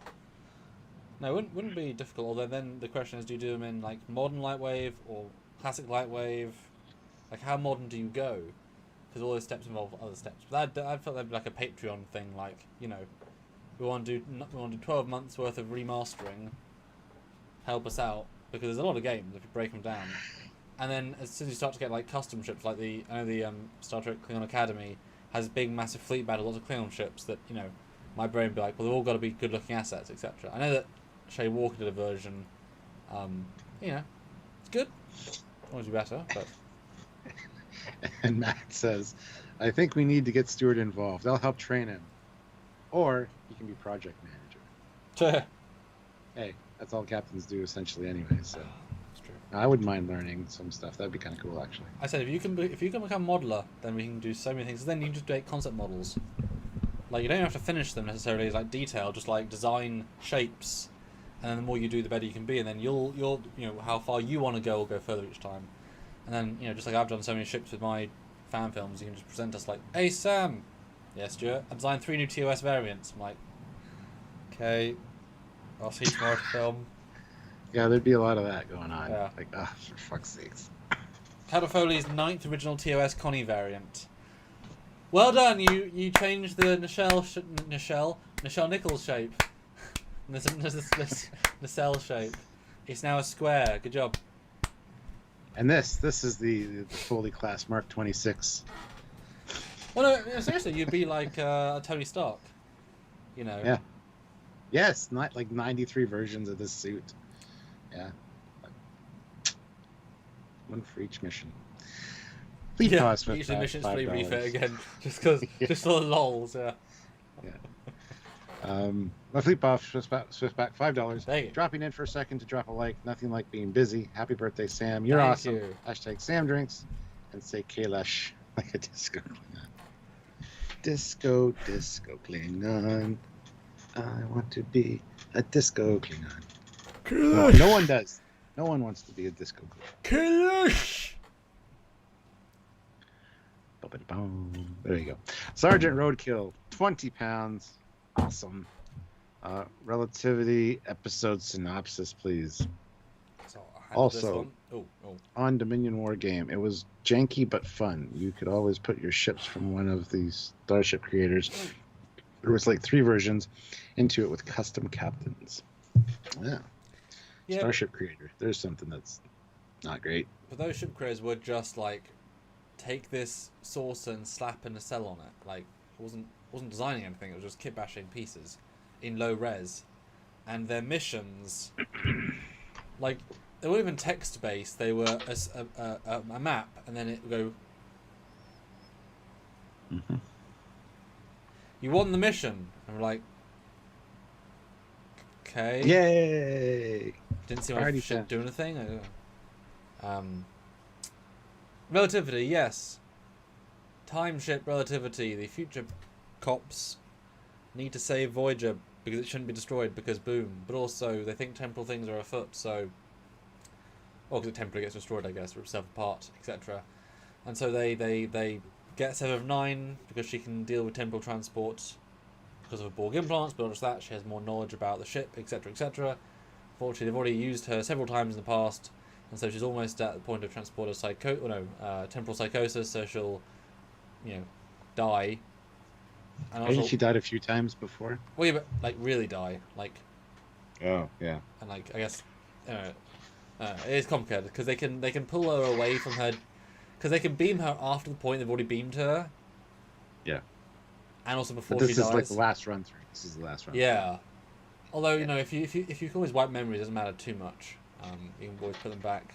But also, in theory, if you're erasing timelines by undoing the first event, because if you remember, Janeway gets to know who 7 of 9 is because she meets her in the first point, but because they go back to the first time the evil Braxton beams in to plant the bomb, well, that's before. Spoilers. Yeah. Sorry. But that's before they would have needed to have beamed 7 of 9 out.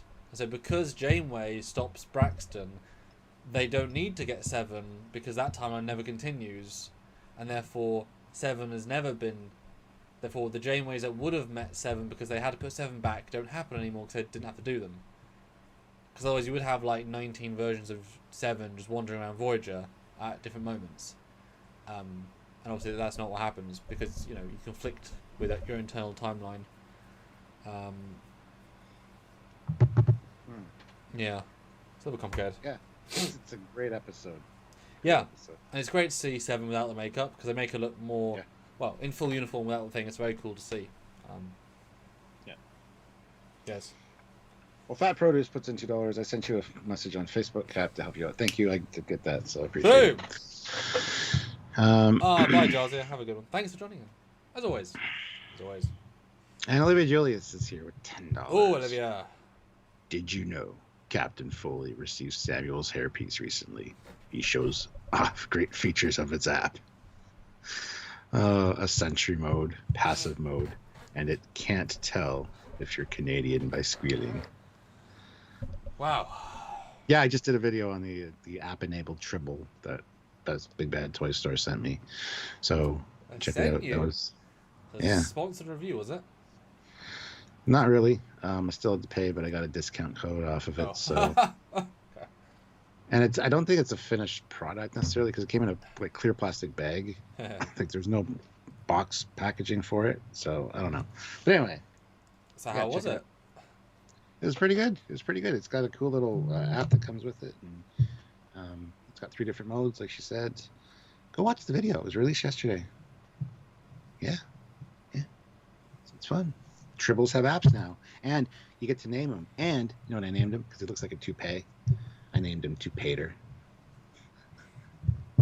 Not toupee D4 or toupee D2. Well, if I get another one, you can have multiple ones on the app. So maybe I'll. No, but yeah. So what does the app do then? What's the customness of it? Well, let's see.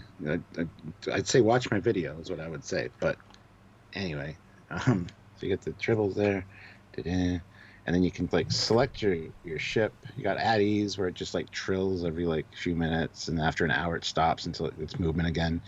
Then you got on duty where it basically will randomize if somebody picks it up. It'll scream and say it's a Klingon agent, and then it's got Sentry Mode, which is a little tribble with a phaser, and that's like a room sentry. Or if you have a little brother, you don't want him touching your shit, you put the tribble on top of the box you don't want him to touch, and if he touches it, it screams. Right. And then you got the attack button, so no matter who's holding it and what mode it's in, you can hit attack and it'll squeal. But hold on, go to settings.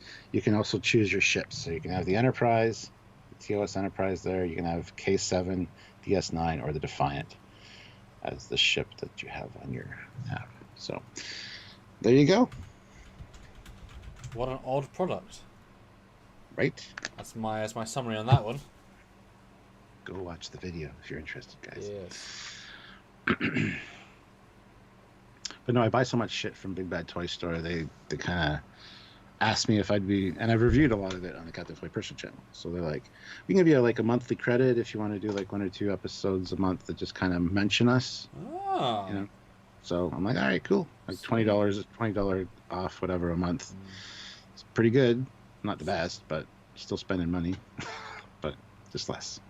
Yeah. Well, it's like I'm about to order my next batch of costumes because, I'm getting some for you, etc. Mm-hmm. And it's a bulk deal, and they're offering me a discount, and it's like a discount off excessive postage is still a discount off excessive postage. Yeah. If it's going to be more money and you get less money, that's a good deal. Yeah, it's true. Yeah. Fleet Pass Swift back $2. I'm off, boys. See you around. Back to mowing. No. Enjoy. That's something I have to do actually. Is cut the Good grass. to see you. Kick butt. Kick all the butt. Olivia, $5. Basically, a hairpiece army coming to a live stream near you. Do you think you could go into the code and make the triple per a different sound? So A pitch, B pitch, C pitch, and so you make like a musical instrument of tribbles and then make them good. It does vary between each trill, so it would definitely be different if there was a room full of them. And you can also adjust the volume, so you can make it a lot quieter, and other ones you can crank them right up. So there's a slider for volume. Cool. Fat Produce, $5. Happy birthday, Sam. Thank you. I think y'all will get a kick out of this tweet that I linked to Cap and Facebook. It looks like there were wig thefts on the TOS set. What could that even mean? I don't know, but I'm looking at it right now. Hold on. Have I been tagged on some Twitter? Is it on actual Facebook? Star Trek wig. Oh, it's just a memo from Desiloop Productions.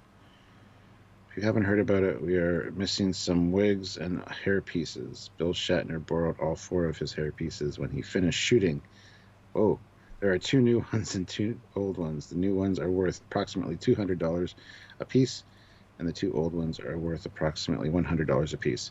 Should Star Trek go again next season, this will no doubt mean that there will have to construct new hair pieces again for Bill Shatner. He will. Is this a legit fucking memo? It looks like it. He will have used both the old ones and the new ones, and as such, the extent that they will be used will not be photographable. Blech. This I guarantee, since it has happened to us before. Majel Barrett's wig has disappeared. Nobody, including Majel, knows what has happened to it. Nichelle Nichols' wig has disappeared. She borrowed it when she finished working, and claims that she returned it, but neither Freddie or Pat Westmore know anything about it.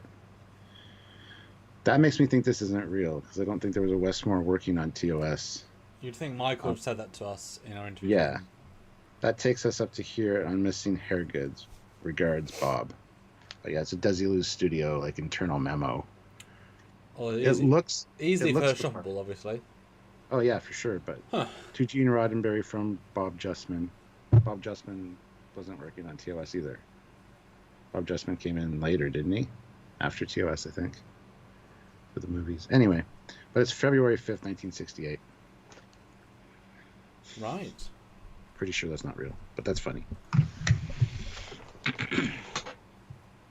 Olivia, Julia's $5. I'm having Gremlins flashbacks. Oh no.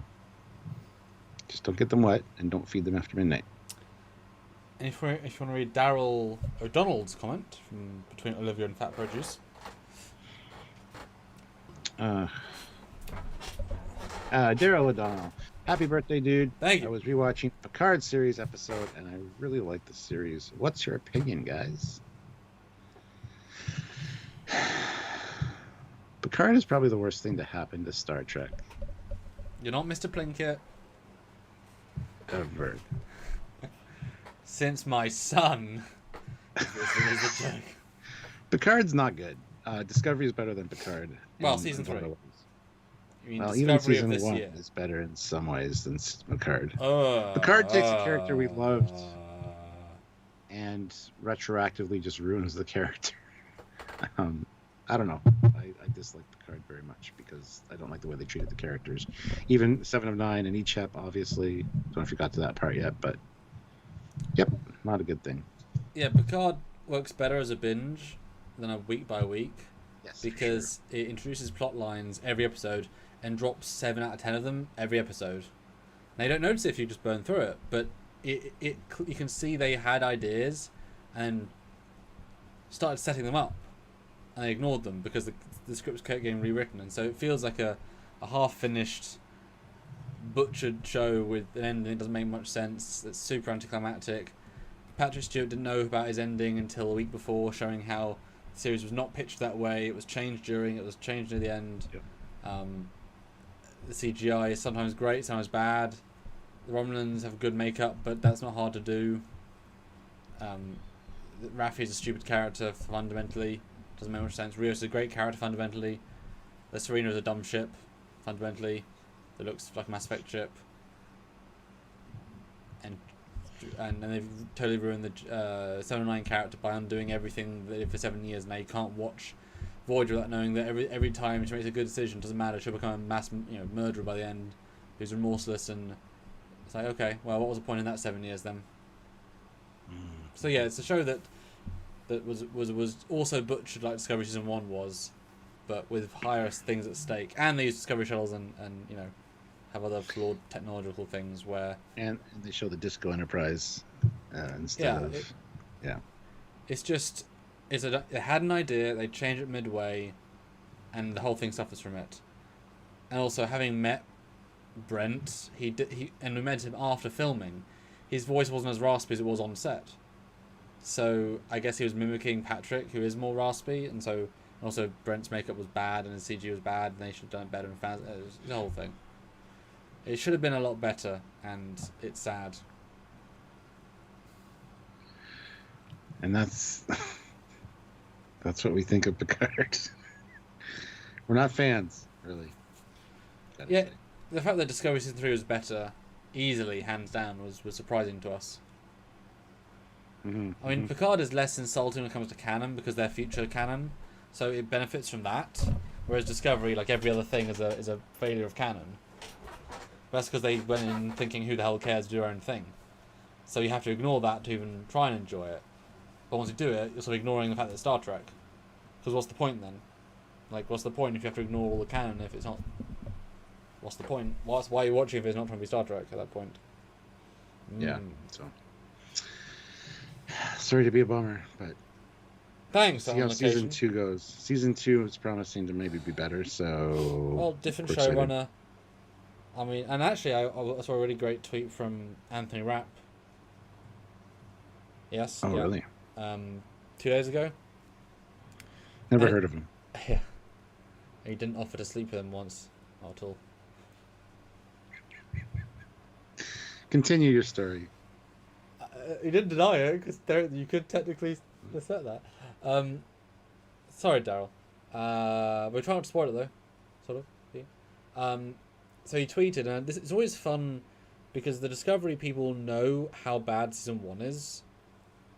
Like you can't not realize if you're in a less good product because they know they've been on other shows where you're not meant to get scripts the day of that are heavily changed. You know something's going wrong when that's happening unless it's like massive just improvements.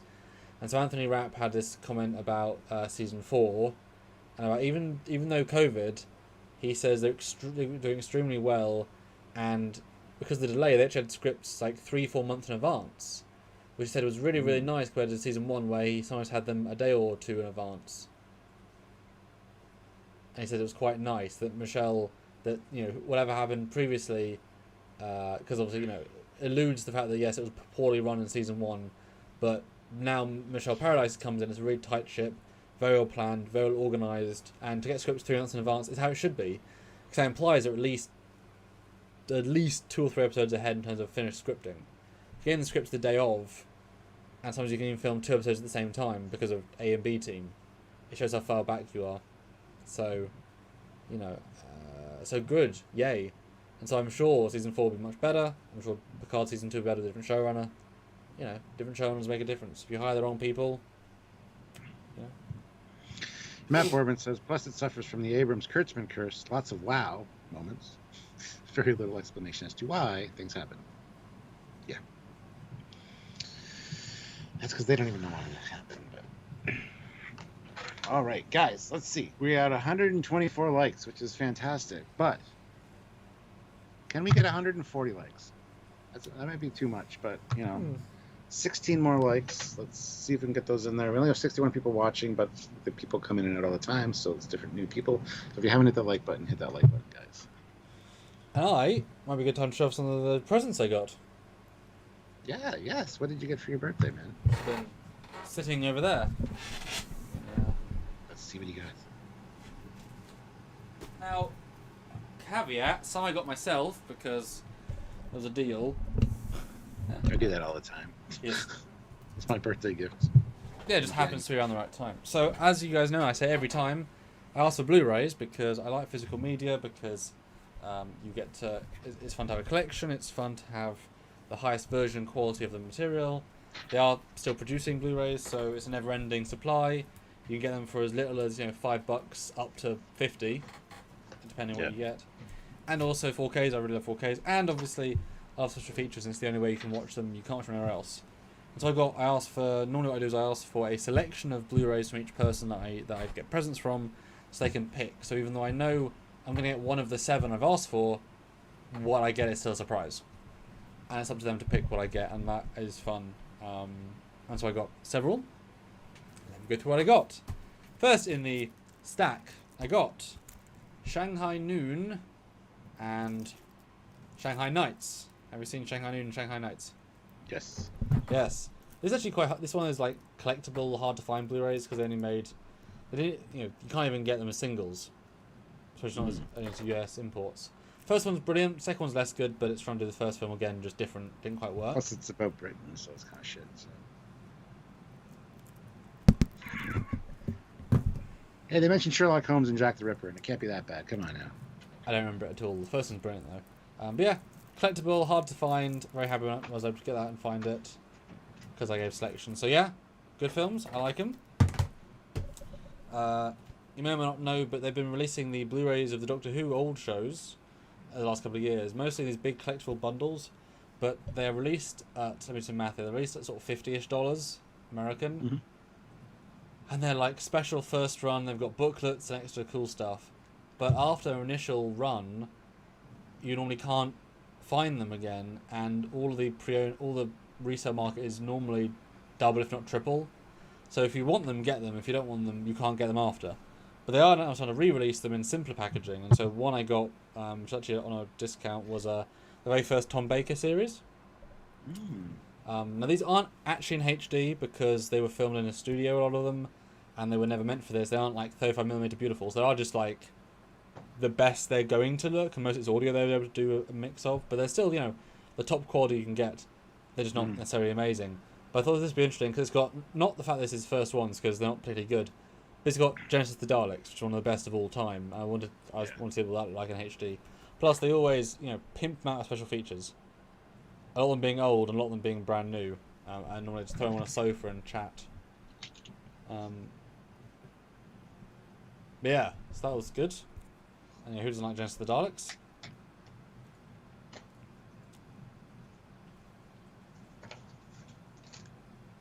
Do you have any comments on?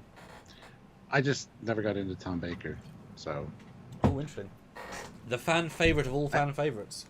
I also didn't know that there was quality that couldn't be upscaled to Blu-ray. So.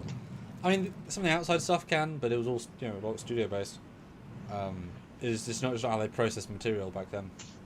I think some stuff can be, but like infrequent stuff. It's too expensive. But the sound is normally pretty good. So I'm looking forward to taking that. This is what I've been wanting to get for ages, but actually they did a batch and then went out of print and then came back. I'm sorry, it's a very thin case from the epics of the film. Starship Troopers in 4K. Definitive, iconic for its type. Even the CG looks amazing today, and considering what it was doing at the time. These amazing miniatures, amazing CG, brilliant characters. I did look at it in 4K, and the miniature work looks even better.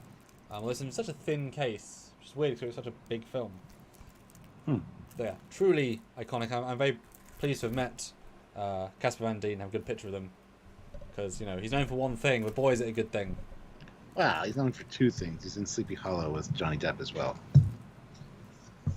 Cool. Haven't seen it. But yeah, iconic. This one I got myself because it was on like a 25% off deal. But I can't obviously ask people to get me the expensive one, so I got the Back to the Future 3-disc 4K collection. It was quite expensive, but 10, 50, 25% off expensive is less expensive. I mean, you can't get more definitive than Back to the Future films. And if this is the best they're ever going to look, get it. Yeah. And it's all miniature work, so a lot of that stuff should look amazing. I've got the Blu-rays of those when they came out with all the extra features and stuff, but yeah. not 4K. No, I'm really excited to plug this in and see, because like these are so definitive. So yeah, expensive. I thought, you know what? F it. I got a deal.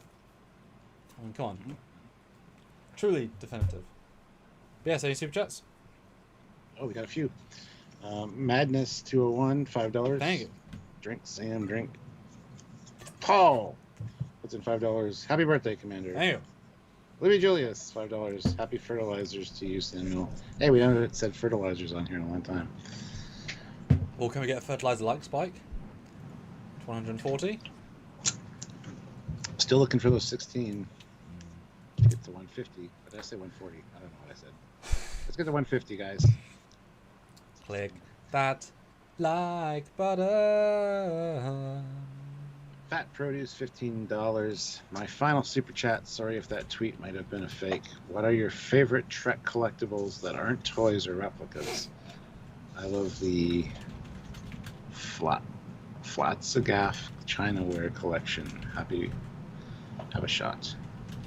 Oh, half a shot, not a full shot. 15.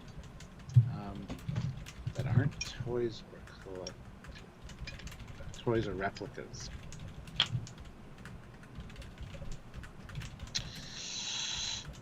Well, for me, there'd be a lot of the Franklin Mint stuff, because those aren't well, I guess they are replicas, but they're not replicas of props, so they're not really replicas. Like the pewter TOS Enterprise and stuff. Franklin Mint did some good stuff. Their 25th anniversary Connie that I have upstairs, it's all metal, is really great. So yeah, that's what I would go with. Some of the Franklin Mint stuff is fantastic.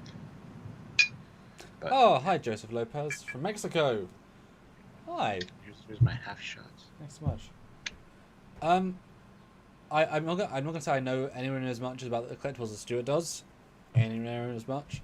But one I've always loved, and my dad had it when I was young, but we never used it because we didn't want to damage it. I've always loved the old mugs with transporters on. They put hot water in, and the characters beamed in. I've got 2 of those. I think I've seen you use them. I've always loved that as a concept. Just it seems such a perfect fusion of silly and cool, and so it's not collectible and it's not a replica, it's not a toy. There you go. Yeah. Real answer. Yeah. I've also got a Star Trek V mug where it doesn't work anymore because somebody threw it in the dishwasher. But yeah, there's like the Enterprise in the bottom says Star Trek V, and it's got the Starfield, and you pour in the hot liquid, and also you see the Bird of Prey cloak. So. I was going to say, or maybe it starts with Gorkon standing, and then as the war goes in, all the blood starts to... and that's just covered in purple spots. Yeah. Oh dear. Sebastian, aka Space Daddy, €5. Happy birthday, Commander. I'm busy with the Euro 2020, so enjoy. Must be watching this sports ball. So you like the football then? Good it's stuff. Soccer. But that's okay. It's not soccer, Sergeant it's called Roadkill. football. We invented it. It's called football. No, it's called soccer. Sergeant Roadkill, you call it 2 soccer, pounds. it's called football. No, it's called soccer. Sergeant Roadkill, 2 pounds. Starship Troopers has the best shower scene in sci-fi. Yeah. Men and women sharing the shower together. Without any erotic tension at all, it's just pure talking about pensions or whatever it was. Kevin, that's okay. So as long as you're here, that's the main thing. Because welcome. But I'm now out of my drink, so I'm going to grab another drink. I'll see you in a minute. Okay, I'll save the super chats for when you get back. But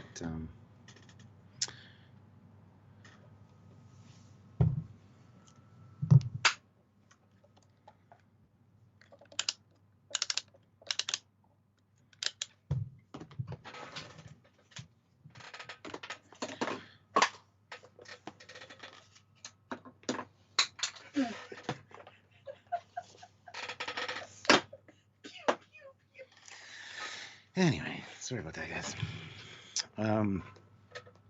Kevin Scott says, don't have money right now, but I'm here. Thank you very much, Kevin Scott. You don't have to have money. That's fine.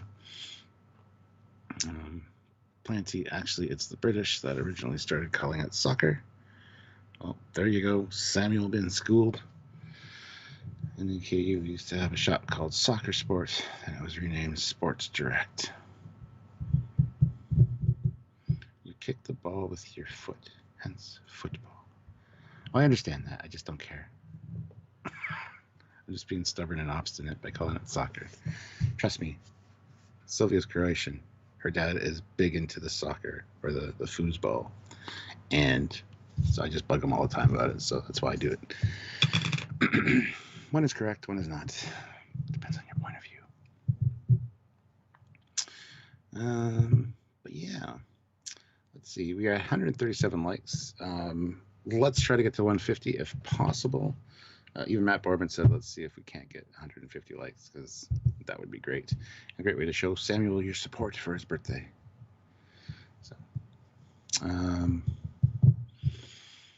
Super Cooper says, good choice, Sam. Love Back to the Future. I have 1/24 scale models of the time machine as it appeared in each of the films.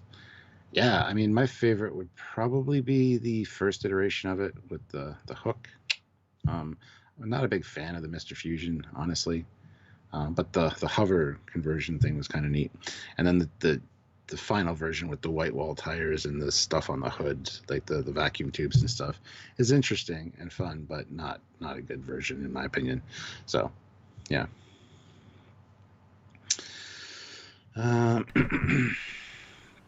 Hiya. Hi. So I want to offer a one-time deal to everyone. So I want to be in a different uniform. This one is, I'm just too used to it now. If we can hit 50 right now with 5 10s or 2 20s and a 10 or 2 25s or whatever, next 5 minutes I'll swap into a brand new one. So I'll do the 70 for a 50. If we can get 50 combination right now. There you go, guys. Gauntlet's been laid down. Pick it up. Planty, though, says actually it's the British that originally started calling it soccer. So, Yes, for you guys. Well, trust me, Sylvia's dad is Croatian. He's all about the foosball, and I always make fun of him for it. He's calling it soccer instead of the foosball. So, where did foosball come from? I thought it was like a spoof film word. Well, no, it's Water Boy. Adam Sandler's mom calls it foosball, but foosball is the tabletop version of soccer. Yes, that's what it is. Yes. Olivia Julius, $10. I'm still waiting for a Trekyards fertilizer episode. It should be shown there's a lot of things that need to be explored, like the little-known ball picker. #Sandrinks. Oh, yes, the ball picker. I forgot all about that stuff. You haven't been around, Olivia. We just forgot all about you.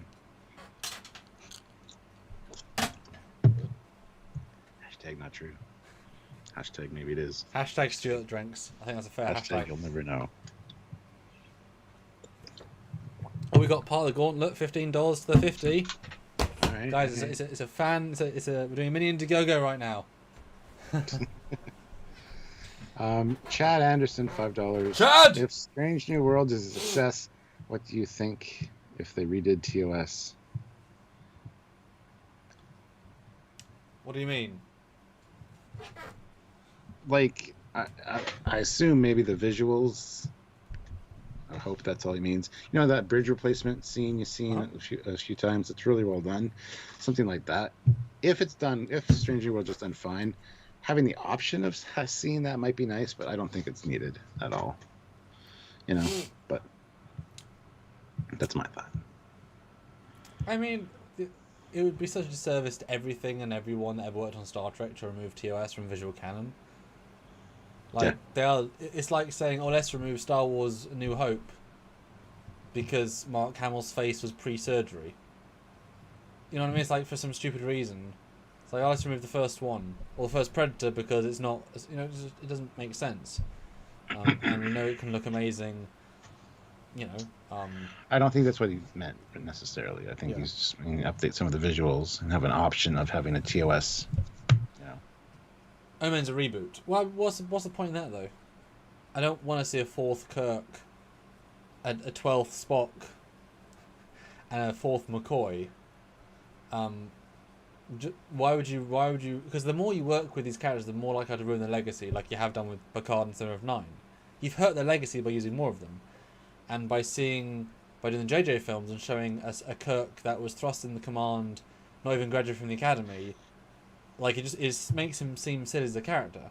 So that's the Kirk character damaged by producers. Now, if you want to then create, do a TV show on the Farragut, for example, that's fine, but then that's Strange New Worlds. I mean, that you're already getting as close to a reboot as you can get Strange New Worlds. Just enjoy that ride. I don't see the point in it. Now, if you want to do like a, in Star Trek Picard, do a go back in time and see Kirk, Spock, and McCoy like they did in Trials and Tribulations, etc. That's fun. Digital version of Leonard Nimoy, like with Tarkin. This is a big budget, but, they could afford it if doing Paramount Picture. But they made, actor man like Grand Moff Tarkin. And so you could find something that has a similar to Leonard Nimoy face, CGI Leonard Nimoy's face, and it can look incredible. It's just the money to produce it that looks that incredible. That's all. It's just about the money. Mm-hmm. Matt Borman, though, $15. Here's my contribution to the 50. Olivia Julius, $5. Hashtag you will never forget me. Hashtag Sam Drinks. I think that's true. Ensign MJS, $100 super chat. So he just there you go. Okay. How long have you been a commander? How long until you're promoted? Okay, I'm sick of that question, but you go ahead and answer it. Well, I talked to Dennis Hodson about that today. Well, I occasionally get promoted. Normally for like under 2 hours, and then demoted again. So arguably I've been promoted a good couple of times. But when a good man giveth, he also taketh. For no real reason apart from the glee of seeing my face as I'm demoted, my rank and stature be brought back down to the level of mere mortals. That's the bullshit answer. What's the real answer? Wouldn't be fun. Exactly. Thank you. Yeah. Now, if... Hey, Captain. Now, if I could age, so I was in my 40s and you were in your whatever age you are now... 47. Yeah, you don't look whatever age you are. Now, that, I would say, fuck it, we're both captains. But the age differential by itself... Like, maybe when you're 60 and I'm 35, 40... Like, fine. But I'm too young to be a captain, that's silly. So... By year 35 of Trekyards, fine. But look, think about this way, right? I went from ensign to commander in a couple of days. Yep. The rest of the promotion trilogy takes a bit longer, Let's also not forget we're only in year 6 of Trekyards right now. Well, are we coming up on year 6, or are we in year 6? Ooh, we're coming up to year 7. Yes, we're 7 years in October, I think. Because we started in 2014. Yeah, there we go. Not mistaken. Anyway, so Riker is a commander for at least 7 years. So let's keep perspective here, guys. But yeah. Oh, before you leave, you got a history lesson. Planty, students of the University of Oxford in the 1880s, distinguished between the sports of rugby football, and a soccer, association football. The latter team was further shortened to soccer. There you go. That's the actual definition. So, and now we know. We know something new. Thank you very much. And knowing is half the battle. G.I. Joe. Yes. Thanks, Danos. Before you go to change, Aurora Uplinks $5. Happy birthday, Samuel. Thank you. Right, I'm going to go put on a new uniform. I certainly got the 70, so I am... Boom. Oh, yeah. All right, see you in a minute. All right. Will I be in the future or the past? I don't know. Who knows? Who knows? Who knows? Scotty, we'll find out. Beam me up! No, wrong show. No, he's alive. He is alive. He could be. It's fine. It's fine. It's good. It's good. Yeah.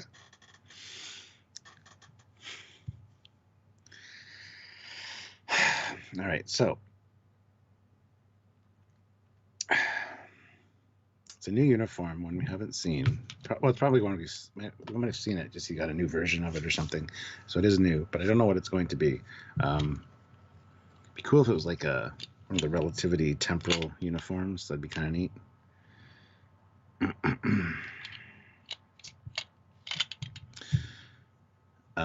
But I don't know. I don't know what to say. It could be going back in time. Could be going TOS. Could be going Kelvin. Who knows? Who knows?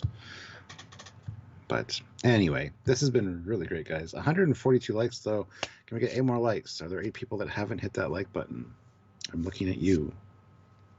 and you know who you are. Olivia says, I bet it's a scant.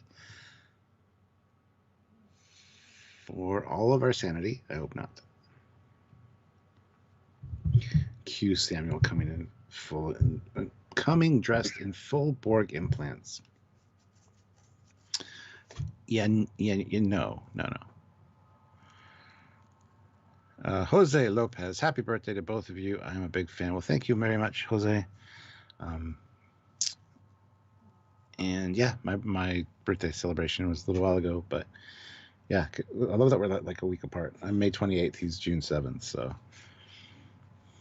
Matt Boardman, ooh, Trekyards season 7. Bigger, badder, awesome.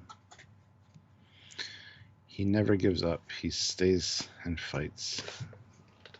G.I. Joe is there. G.I. Joe. Real American hero. G.I. Joe is the code name for America's daring, highly trained special mission force. Its purpose, to defend human freedoms against Cobra, a ruthless terrorist organization determined to rule the world. He never gives up. He'll stay till the fight's won. G.I. Joe is there. G.I. Joe. Dun, dun, dun, dun, dun, dun, dun, dun. Yeah. All right. Please let's not let this be his birthday suite. I think he means suit, Coops, but that's okay. There's no time in the timeline. All right, we'll get to the super chats once he gets back, but yeah. We're not going to have a live tomorrow. Samuel's filming all day tomorrow, so our schedule next week will probably be like Tuesday, Wednesday, Thursday, maybe Friday, doing a TNG episode review or two. And next Friday night will not be Trekkie Trivia with Captain Foley. There will be no live with me late at night because I am on a podcast at 11 Eastern Standard Time. So kind of halfway point of my regular lives. So I'll be on another podcast, but I'll share the links and stuff in the Trekyards group if you guys are interested in checking that out. So yeah, so there won't be a Friday night one tomorrow, next week, this week coming up. Just for the record, just so you guys know. What is the date today? 13th. Oh, okay. Good to know. No, I want Foley at night. That sounds dirty. Oh, Pickard. It's a Pickard uniform. It's a Pickard flashback. Nice. What do you think? Nice. I like it. First time wearing this? Yeah, absolutely. Did not expect that, guys. Yeah, you got the shoulder pads and you got the prop badge and the pips, and there you go. Because you know what, I this one's really grown on me actually. The cool factor, like more than the other one, which is just the plain shoulders. Like I'm liking this one more and more. There's a certain crispness, you know. Yeah. Yeah. Yeah, it does look good. Yeah. And I still use a proper com badge, which is important to me. Yeah, I was just gonna mention that, but then I thought it better not. Nope. Makes all the difference.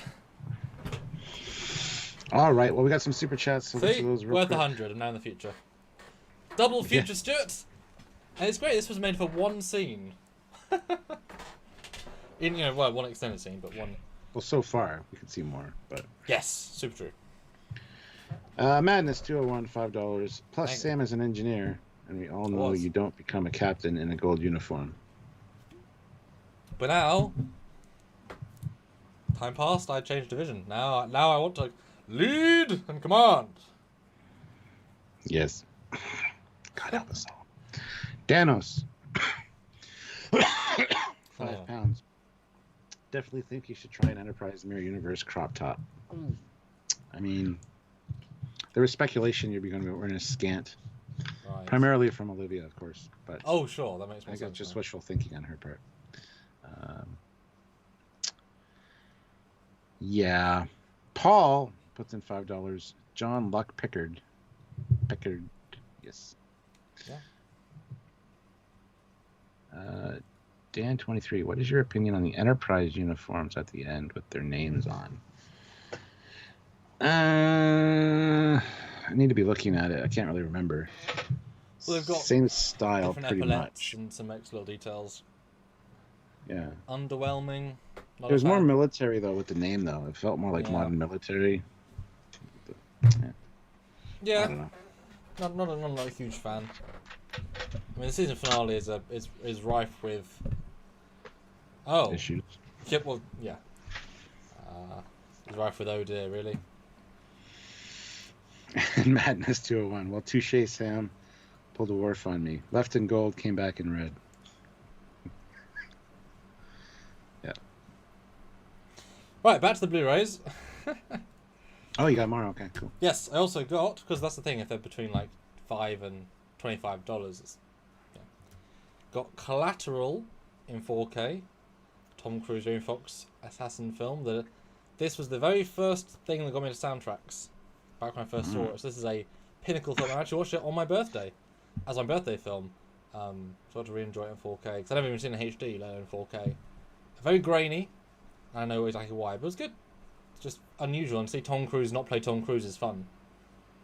Yeah, he's one of those actors that kind of usually does the same character. But this was him when he was younger, obviously. But he's got grey hair and is to look older, so he feels older. But now we know what an older Tom Cruise looks like. He looks like a baby in it. So the vibe of him, this grizzled assassin child, would have looked. It's lost because he now looks like young Tom Cruise. Like perfect for him now. Yeah. So yeah, that very happy to get, and I was surprised it made it in 4K because it wasn't a huge film, but like Tom Cruise still. Yeah. This one I've asked for a couple of times, never got it, but it's the Terminator Sarah Connor Chronicles box set. Yeah, a lot to like. Good idea. Some good CG. Summer Glau, great in it. Cersei Lannister, before she was Cersei Lannister. Doesn't actually end.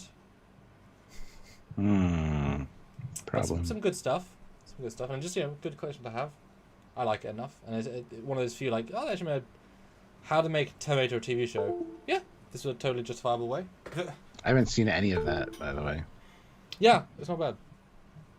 I don't spoil too much, but it shifts the paradigm in a unique way, especially at the time, like right from the first episode. Yeah, it's good. It's interesting. Cool. One of the ones don't know why I hadn't had to this point, but I did finally. Captain America: Civil War. Really, it's Avengers 2.5. Yes. And for me, it was a far better Avengers film than Age of Ultron. Yeah, I would agree with that. Because when you include over half the Avengers in one film, it's an Avengers film. Although Zemos is a bit shit, but it's a good payoff. Just he's a bit weak for this level of film, but it's not about him, really, it's about them. And the fights are real good between these two guys. They did real good fights. Just very strong, very very strong. Just watched that yesterday, so. Oh, nice. Yeah. And it's the Russo brothers again, I believe. Yeah, they did Captain America 2, 3, and then both of the last two Avengers, and they're the four the best films in the entire franchise. Real good directors, yeah, really really good. I loved seeing it in the cinema, and actually I think it was my second date with Marie film in the cinema. Aww. So so it was special for several reasons. Aww. The airport battle was gorgeous. Yes, it was, Dan. It was Very clever, yeah. Yeah. And for Spider-Man to appear, considering he was reshoots, it's like, oh, we got the rights. Include Spider-Man, quick! And he feels so natural and great. It's like brilliant. And what a. Although, why would you start with? What's the word? What do they say? Underoos. Like no one knows what that is. That's not. Everyone knows what that is. It's not a phrase in common occurrence. So, It is though. all those viewers saying, "What does this mean?" on YouTube. It's like, what a weird thing to say. Like, okay, if you get it, you get it, but it doesn't translate to the world. I guess it does now. Sure, but as that's the first line, it's such like is that Polynesian for Spider-Man? It's just such a weird choice. Everybody that's old enough knows that reference. That's hilarious. That's one of the best things about it, I thought. And it's something totally that Tony Stark would do. It's totally in his character. So whether you think so or not, it was perfect. Yeah, I had to Google it because I was like, what the hell are you... I assumed it was a code name for Spider-Man. No.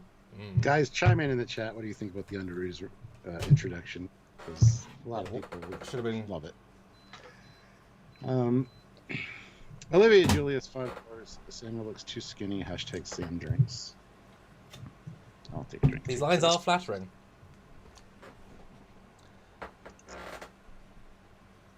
Yeah.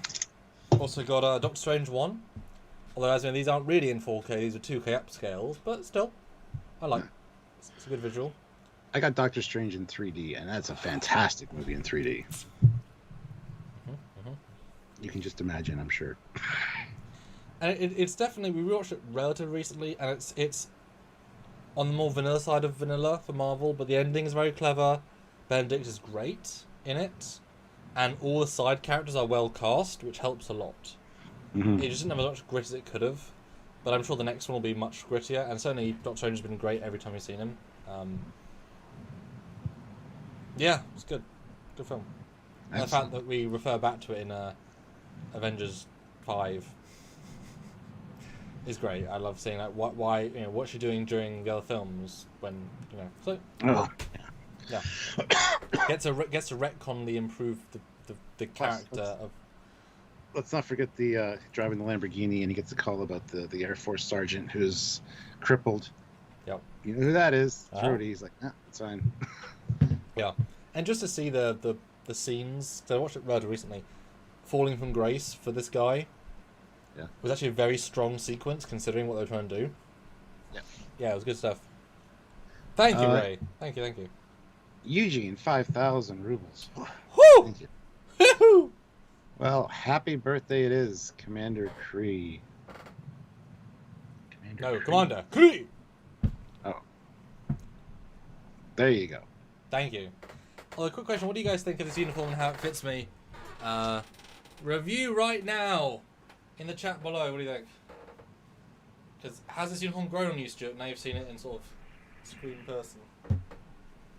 Yeah, I mean, I didn't hate it from the beginning, but I thought I didn't think the line went straight down onto the arms. I thought it kind of did Well, let's be fair though. Cheap Chinese knockoff. Oh. Well, still. It looks not cheap. Or Chinese. No, it's fine. Yeah. And like I said, you had the shoulder pads and we reframed it a little bit. So when are you getting your Cerritos uniform? Lower decks. Is that the next one? I may have ordered one, yes. I was like, He's I mean... completist, everyone. Well, it's because their uniforms, they're surprisingly good, and when you tailor them, obviously, they improves them a lot. Now, I'm not going to speak to their longevity of uniform, or even their full accuracy, but, if you can improve the basic look, I'm intrigued to see what Sirius looks like in live action. I don't know how it makes any sense to me wearing Eugene it says the red is too red, though it's probably a camera setting. The red matches your red Superchat perfectly, Eugene. They're beside each other on the screen for me right now, and it's pretty much the exact same. Let me do something. Oh, he's doing something. Oh. Know how the captain pronounced Picard in the 80s when I was reading the official Trek magazine about the upcoming TNG. I wondered why the new captain was named pronunciation Jean-Luc Picard. So obviously, on camera is a huge thing to think about, and also you can color grade things very easily in post. The reds did change even in TNG to Voyager.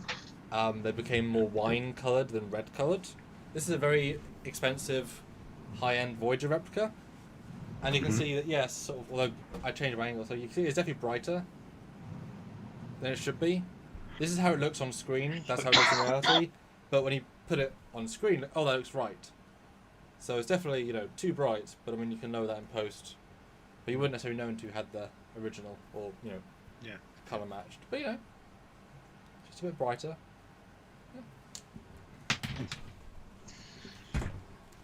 Yeah, I mean, the colors do change over the course of the show run, too, so... But yeah, it is a little bit poppy.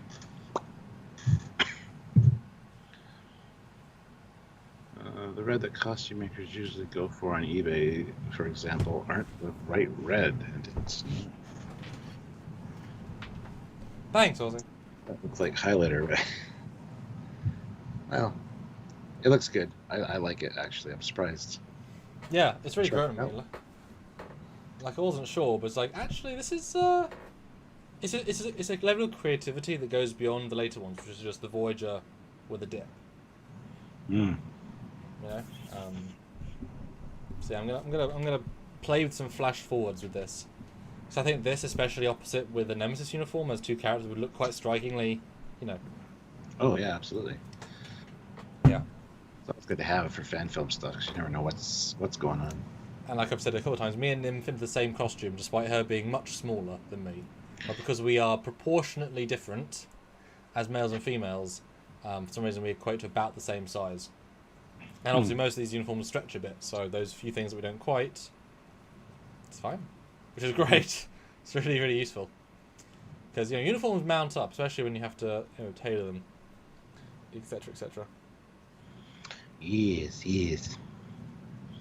All right, guys. I'm one away from 150. One life. Guys! Yes. Okay. So we're getting there. I think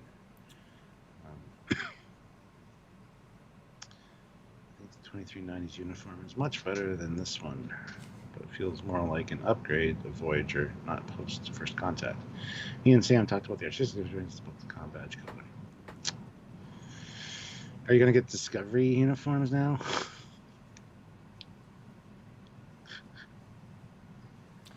Well, first of all, they are similar to the Wrath of Khan in that they are so intricate. You couldn't just get a replica without all the... Talking about Season 3, though. The end of Season 3. Season 4. Oh.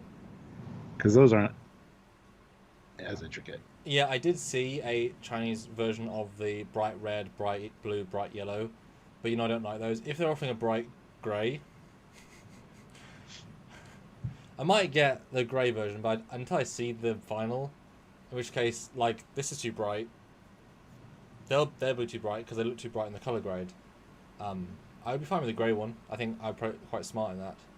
But it's more of a, you know, simple suit. But I definitely don't want a Discovery Season 1 or 2 uniform because they're awful. Sorry. But a couple of Blu-rays left. Lord of War in 4K. Another one I'm surprised it came out. Have you seen this one? Yes, I have. Great movie. Yeah, surprisingly good.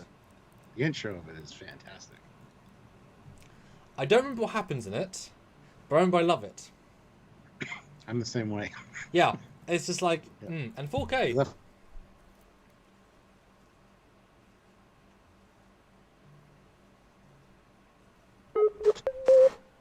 Samuel Stewart, can you hear me? Yes, I can. Thank you for using the correct technology. Yes. Hi, Squadra. It's going good. Thank you. Yes. I got 3 more. Ooh. I got Faulty Towers in Blu-ray. Oh, nice. Have you seen Faulty Towers? I've seen quite a bit of them, yeah, when I was younger. There's only a couple of episodes, so you've probably seen most of them, if not all of them. Yeah. I mean, you know, definitive. And again, not actually a Blu-ray quality because it was a studio comedy. Everything outside is filmed properly, so it doesn't look great. But again, you know, like sleek packaging, simple, clean. I love there's like one promo picture, and so you know it's as high resolution as it's going to be, and so you can kind of see the like less good Photoshop lines because like there's only one picture, and there's so much resolution in the picture, and you can kind of. But it's good. We actually rewatched the first episode for just birthdaying. It was good. It was glad to hear the guy's commentary with John Cleese because obviously he's quite an interesting chap. But I was surprised how many long takes there were, like letting the scene just build and build and build and build. You don't get a breath. That I thought was pretty impressive considering. Fault Towers. This one was one that we happened to watch on a random film night like 6 months ago. Really enjoyed it. Haven't seen that one. I was like, I like both the actors. And he hasn't got a full beard, which is very unlike. He's not playing his normal character. Actually really good. And not even, this was well before Trump. I think she referenced Trump, but this was before Trump as a president. But, so going for governor, I believe, I think it was. So, but it's a good meta-narrative about political stuff, but before that polarization really became a bigger thing, so it's still slightly more comedic than satirical about comedic. But I enjoyed it. It was actually really rather fun. Good performances, and it's nice to see Will Ferrell, because he's in a lot of things, but he's happy to take a second fiddle. He's not as ego-driven, it feels like, even though he's had a longer career, etc. So I was quite pleased with how he was willing to take one or whatever. So yeah, I liked it. And last of all, got myself this because it was a pre-order. It's the Doctor Who Peter Davison, who's my first Doctor. This is his second season. Reason I got it is it was a pre-order, so get them while you can, which was the buy I said earlier. It has my very first DVD I ever bought on it, so that's a nice little callback. And his best episode, Earthshock, which I really liked as a child when I watched it, and that really hit. Very, very good. It's easily one of his best. Plus, it has again lots of documentaries and such. I'm excited to see. Yeah, just nice packaging, nice artwork, and love a bit of Pete Davison as the Doctor. Yeah, it's good stuff. They put time into it because you can only re-release these a couple of times, and this is kind of like the best you're ever gonna get because they can never make like a 4K or anything. So yeah, so there you go. That is my additional collection this year. That's a lot. Well, I bought three for myself, which kind of helps, obviously. Yeah. And then yeah, there you go. Birthday! Speaking of birthday, super chats. AZ Costello, $2. Sam, congrats on one more trip around the sun. I time traveled into the future with the uniform, so it's fine. Yeah. Space Daddy, €2. Oh, is it?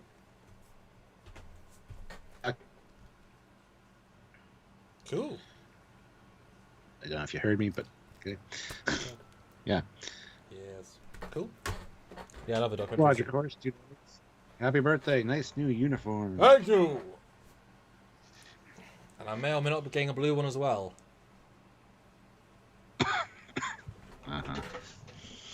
Well, Stuart, yeah, as you know, uniforms are more impressive if you have two on screen at the same time. So, I guess that's a thing. So you can't just have one. I'll take your word for that. Yes. Sergeant Roadkill, £3. Thank you. Favorite Who episode? Mine is Eccleston era episode Dalek. I don't have any goddamn clue. That's such a broad question. Yeah. That's like a favorite Star Trek episode, and it, again, probably per Doctor. That's the best way of doing that, yeah. Because it's hard to compare a 1980s one to a 2020 one. Yeah. But actually, a lot of those are better. But it's how you define better. Like Genesis of the Daleks has way more thought put into it than most of Jodie Whittaker's. And Earthshock has more visceral, grab your heart than most of Capaldi's, But they also have less effects, less scale, less scope. So it depends what you're looking for, etc. 5 Doctors has always stood out to me for obvious reasons. I love crossovers, and that's actually a rather good story. 2 Doctors is also good. Earthshock is genuinely very, very good. I quite like Happiness Patrol. Judge me if you want. I know it's dumb, but I quite like it. The Bannerman's not too bad. That's just the same one. One of the I like the trial scenes, the trial of Time Lord. I kind of like the framing of that. I really like the clown in the McCoy one with the clown. I mean, you guys know which one I'm talking about. I can't remember what it's called, though. That's a rather... There's a lot of good stuff in that, and a very dark, very, very dark episodes. I'm scrolling through a lot of different shots, a lot of episodes in my brain. I've always liked the episodes with... Well, the first one more than the second one. The one with John Pertwee where he finally goes off-world and he goes to that diplomacy conference and he meets the tentacle squid. You know what I mean? That dude with the big one eye. Those are pretty good, those two.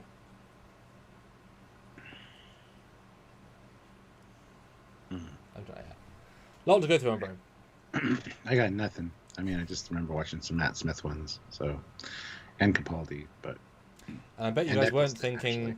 I bet you guys weren't thinking I was going to go old, because of course they only think, Doctor Who only exists for the new stuff. Doctor Who started in 2007, season 1. It's like, no. Clearly didn't. Clearly didn't. Yeah. Annoys me slightly. Let's see. Yeah. And I think with the new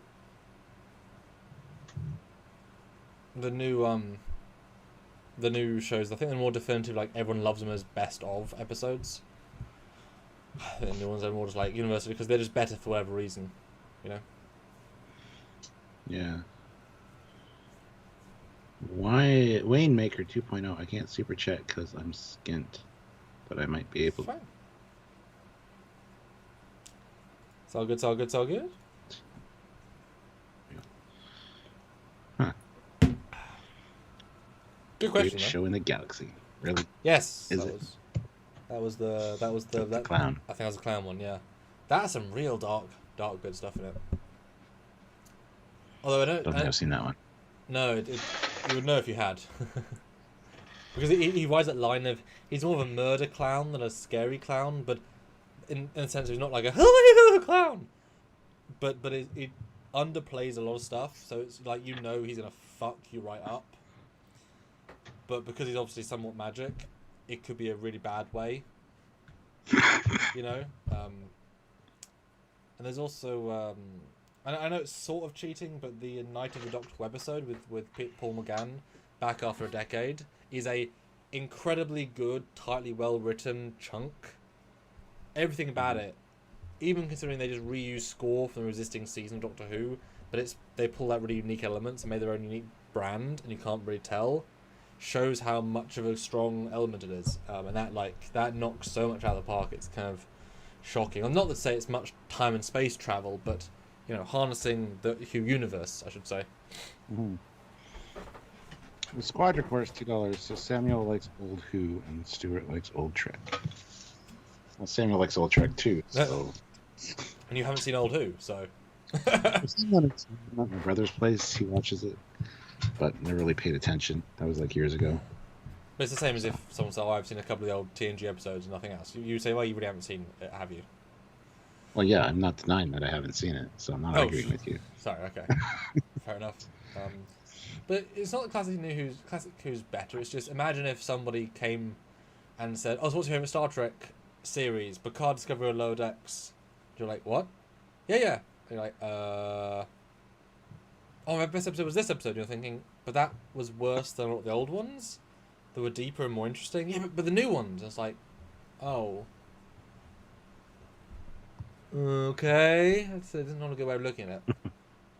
Obviously, you know, most of the older episodes had padding or had bad other bits and bobs, but the stories were genuinely better because they could take more time to tell them. And it was when less stuff had been done, so they could be more creative because less had been done. And the actors had learned more lines and give more to the characters.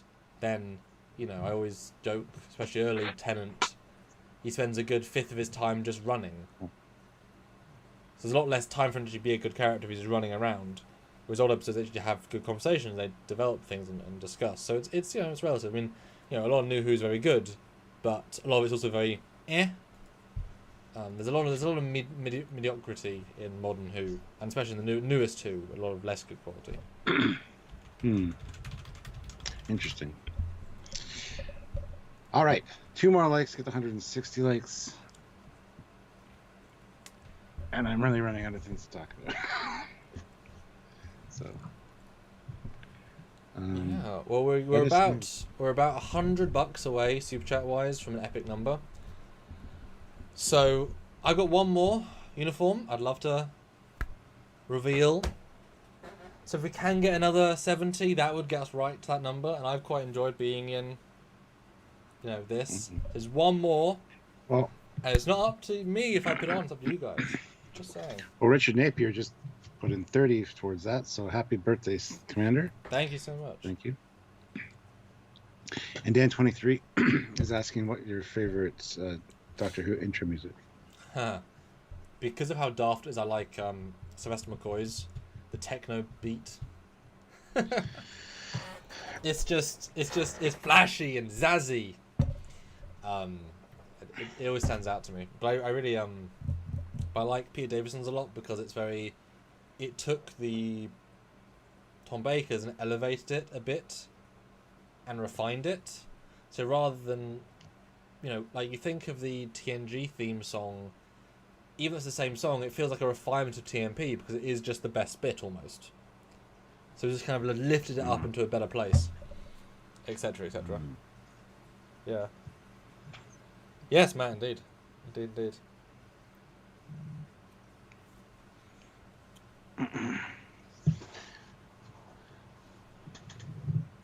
I definitely want to work on, because I've got several TARDIS interiors that have been work in progress for a long time now. And obviously with Octane Renderers, you know, like Matt, etc. in the chat, I'd love to do one of those classic TARDIS interiors and get it octaneable, do some 3D, because, you know, flat lighting is flat lighting. You know, it's like, you know, when you can turn your interiors into sexy things like the Foley Bridge, you know, get a sexy version of that. Who knows? You know? I know.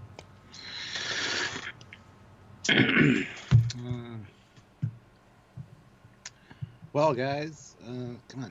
We need another $70. $70. Great. And yeah, let us know what you guys want us to talk about in the chat. I mean, and not Doctor Who, because I can't talk on it. So let's change the subject, please. Ask us some questions. I'm gonna go pee. I want a quick fire Q&A, guys. Questions for me and Stuart, and $70, and we're golden. Let's have some Q&A. And I do want one more costume that's ready to show. I'm saving one because I haven't got all the pieces for it yet, but one I can show because I finished it today. Q&A, guys. Throw some questions. Let's answer them. I'm gonna go pee. He's gonna go pee. There you go. Yeah, please change the topic. I don't want to talk about Doctor Who because I don't know anything about it. Really. Squadron Course, $2. Love seeing Tom Baker come back as caretaker. Caretaker in what? Voyager? Caretaker? That's not Tom Baker. That's probably a Doctor Who thing. I don't know.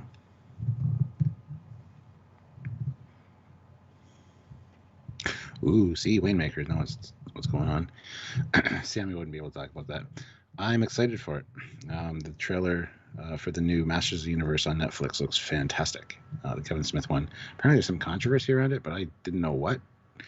I still don't know what the hell's going on with the controversy with it. There's nothing wrong with it. It looks fantastic. I was like, Kevin Smith should be ashamed. I'm like, about what? I don't watch those videos, so...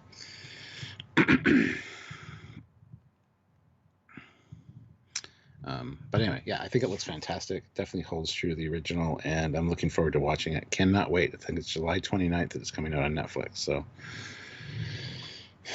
I'd love to have a Trekyards writer's room pitch meeting for a new Star Trek series that Stuart and Sam would produce. I'm not good with pitches.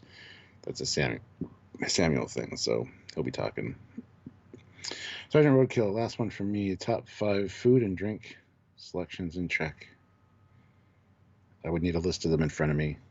Hasperat soup sounds good, I guess. So Fomex soup. Romulan ale, I always want to try that.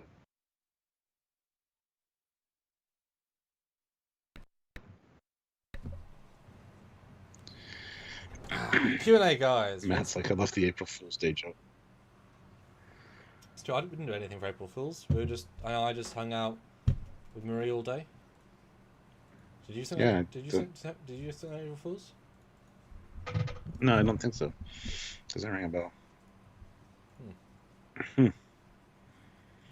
Let's see. Squadron Course, I read that when you were gone, but $2. Love seeing Tom Baker come back as caretaker. It was okay. And okay, raise more questions, which they're never going to answer. So yeah, Squadron Course. Questions, guys. Questions. £5. Here's a $5 to go with my question. What's the question?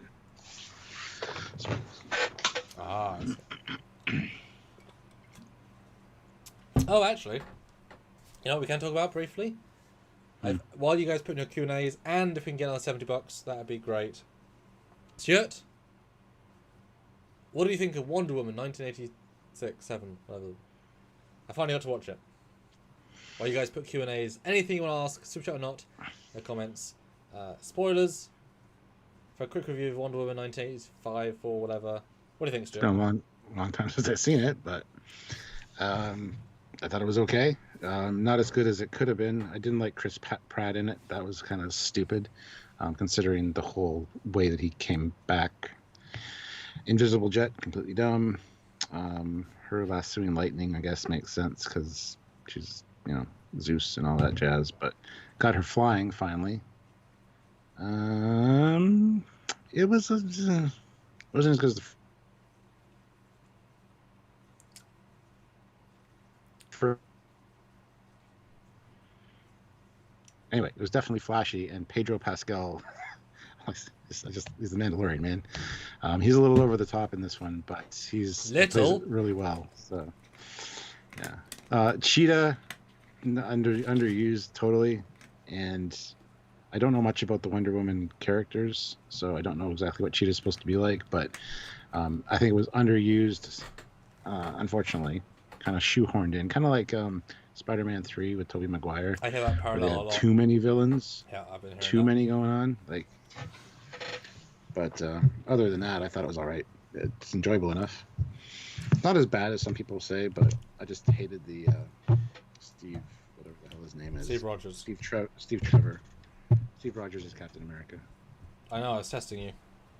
Steve Trevor coming back that way was just dumb because it opens up too many questions. Well, she raped the guy. Pretty much, yep. And not that anybody would complain, but still. Anyway, yeah. There you go. It's been a while since I've seen it. I only saw it once, so. Yeah, we watched it the day before my birthday in 4K on my TV with 5.1 surround sound. I've been waiting to watch it for many, many months. Once so good. I didn't even remember the first one enough to compare it directly. I remember liking the first one except the last 25 minutes, which were not good, but the first hour and 10 whatever were good. It was odd because it feels like all the lessons they learned in the first film they threw out the window and chose to make new mistakes that they'd already not made the first time round. And for a film about Wonder Woman, she's barely in it. I know you haven't watched it in a little while, but she's barely in it. She has no character growth whatsoever. She actually seems... And she's dependent on her man. Good face to get paused on. It's a good face to get paused on. Hi. And she's always pining about her man, Chris Pine, which is kind of out of character for her. Yep. No, so. it should have been... She's had many loves. He was her first love. Boom. Done. It seems unreasonable that she hasn't found anyone to love in 70 years. Girl, guy, alien, god, But she's... And it was also way too long. I would have cut 45 minutes out of it. It's excessive. We were literally bored at several points. Fundamentally, this is not a good watch right now. And Marie was so unengaged, and she likes this sort of stuff. That's more her thing. She was more into Wonder Woman 1 than I was, and she was genuinely I really don't want to watch it anymore. We were literally we're gonna go eat because my parents were gonna watch, gonna have Chinese for birthday, whatever. And we're like, okay, it's only got half an hour left, and we was only. It's yeah, because it was a hard slog, some of it. You know the dumbest part about it though? Yes.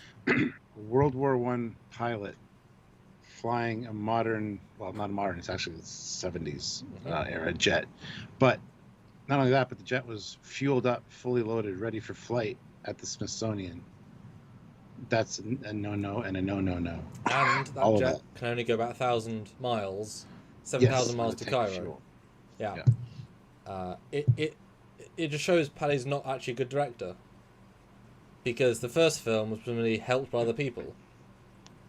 Because if you wrote and directed a film and it's that bad, with that many poor ideas and that many plot holes, it's well, you're not actually a good director, are you? It's like George Lucas.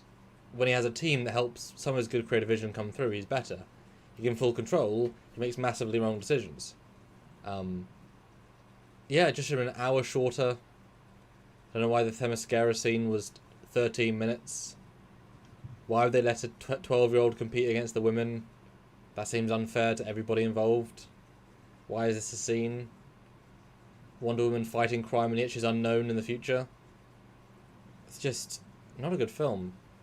And also, Pedro Pascal, why is he granting everyone's wishes? There's no real reason.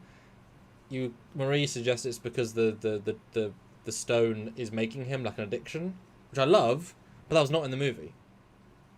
He's just doing it because he wants more stuff, but he has enough stuff at a certain point. There's no reason for him to make everyone's wishes come true, otherwise he breaks the world and he won't be rich anymore. So they loses all the motivation for every character at the end. It's like, why does Wonder Woman use the flying gold suit? She doesn't need it, neither as the flying nor the suit, because she's indestructible and can fly, and it gets beaten by the cheetah anyway. So everything about the end, like 50 minutes, and then Pedro Pascal convinces the driver, who no longer thinks he's the president, to fly him back into town, to then run into a forest to find his son, who's in a forest, he doesn't know where he is. It's like none of the last 45 minutes just makes any sense. It's shocking it got made, honestly. Definitely like a 4 out of 10. Like, there's a couple of good scenes, but far under par. I forgot about a lot of that stuff you're talking about, but yeah, there's a lot of nonsensical stuff that just... Yeah, it's just shocking, but it shows the DC curse is real.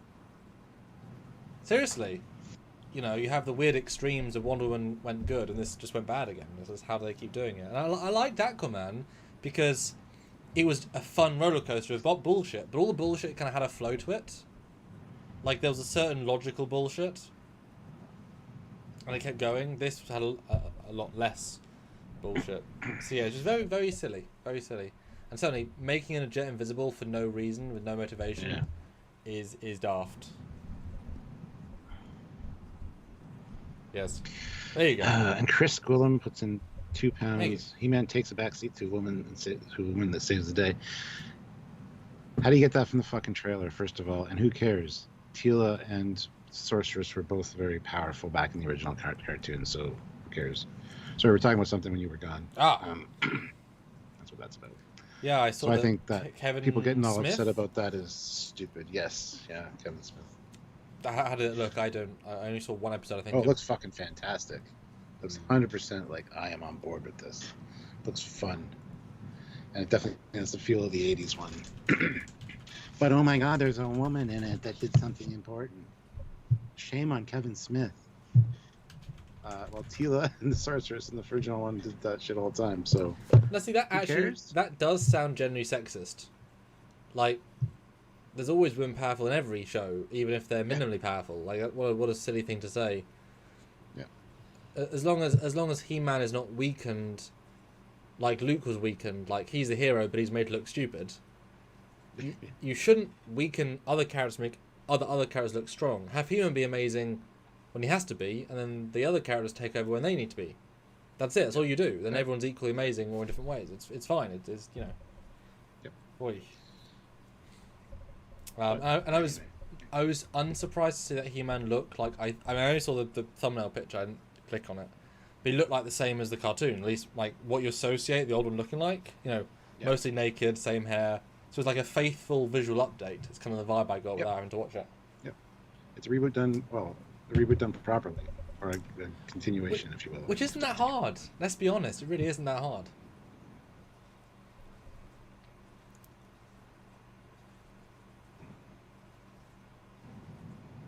No, it's not hard at all. The easiest.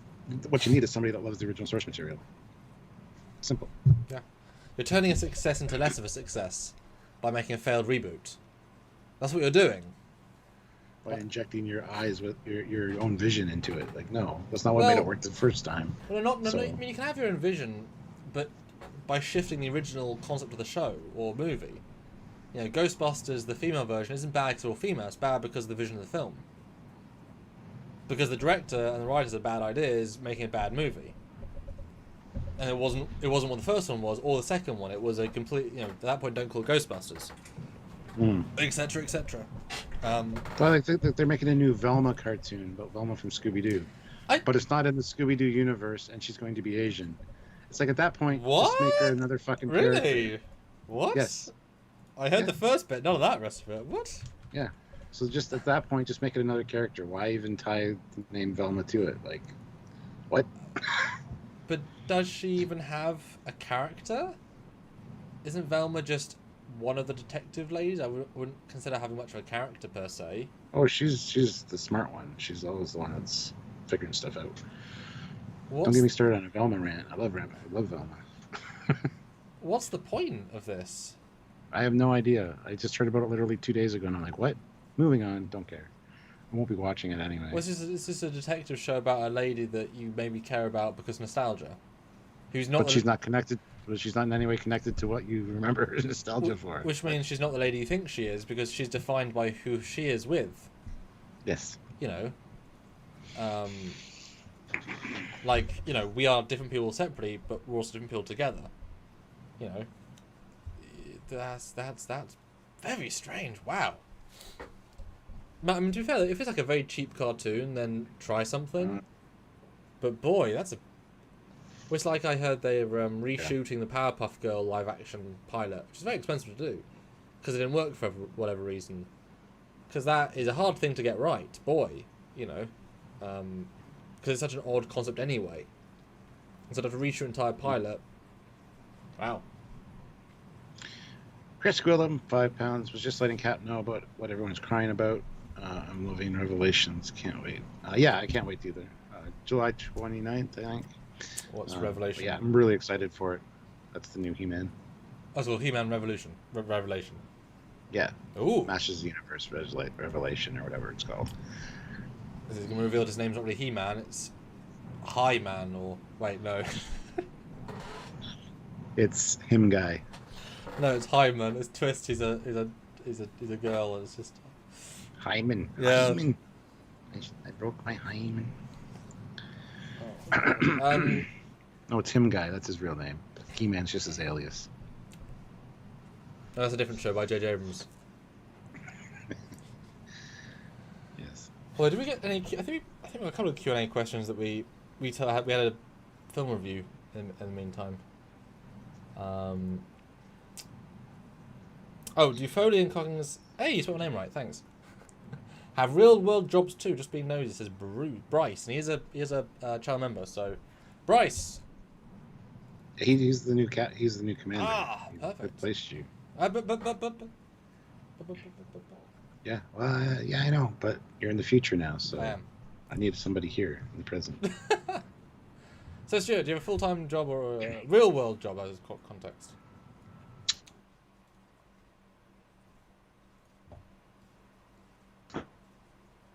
But used to be a private investigator. Did I cut out?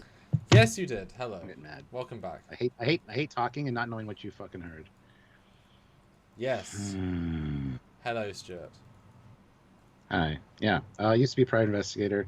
Still am, kind of. I could jump back into it anytime. I just really don't need to at this point. So I'm just enjoying my time off. I'm basically a consultant. So yes. But yes, was a private investigator. Still kind of are. Kind of the apex of the job where you do the least work for the most reputational benefit. Yeah. I'm kind of over it now. But to be fair, when we are in review season, I mean, obviously me slightly more than you, but you do the bonus lives, and boy, it takes a lot of time. Oh, absolutely. And yeah. when you took on the screen cap duty, fuck, that's like takes a lot of time. So Dan 23, yes, we did. I mean, I do still, but whatever. No, it was Samuel, Bryce. Why I work on fan. I know, but Dan 23 said my mom is always asking me if you have real world jobs.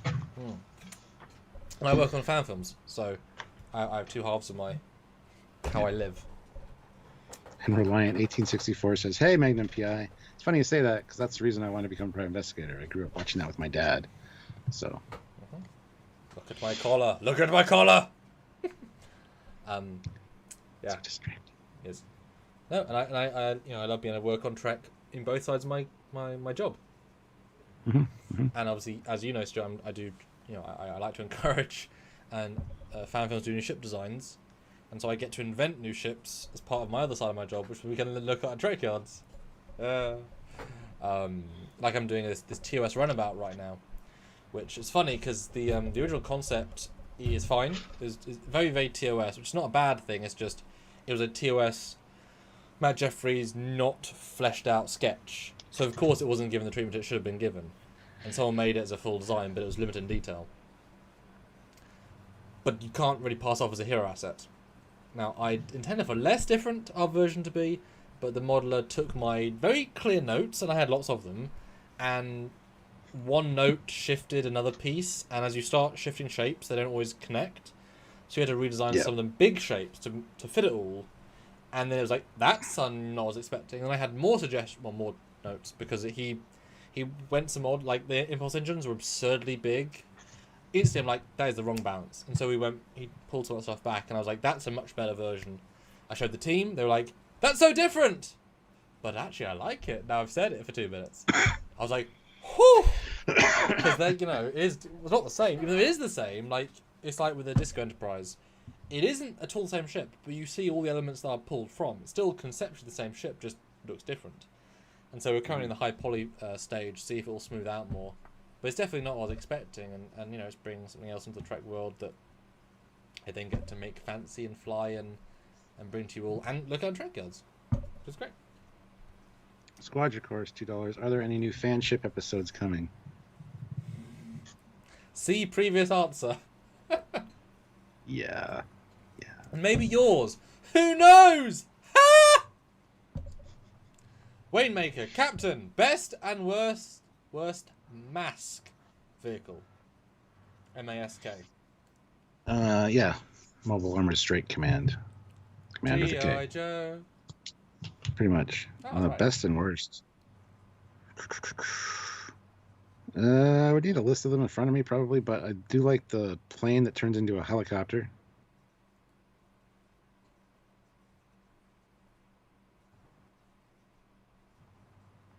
And let me guess, you didn't hear any of that. Plane turns into a helicopter.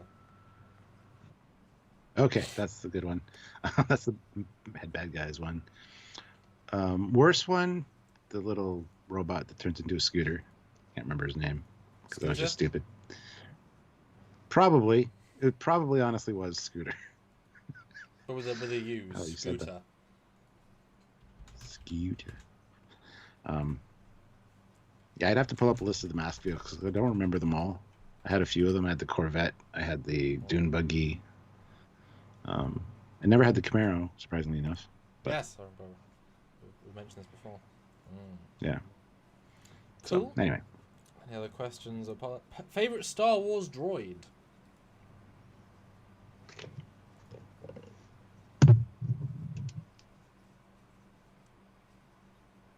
Love R2D. Actually, he might not be the favorite one because R2Q5, the black Imperial droid, that's an astromech droid, is kind of my favorite because I like the color scheme.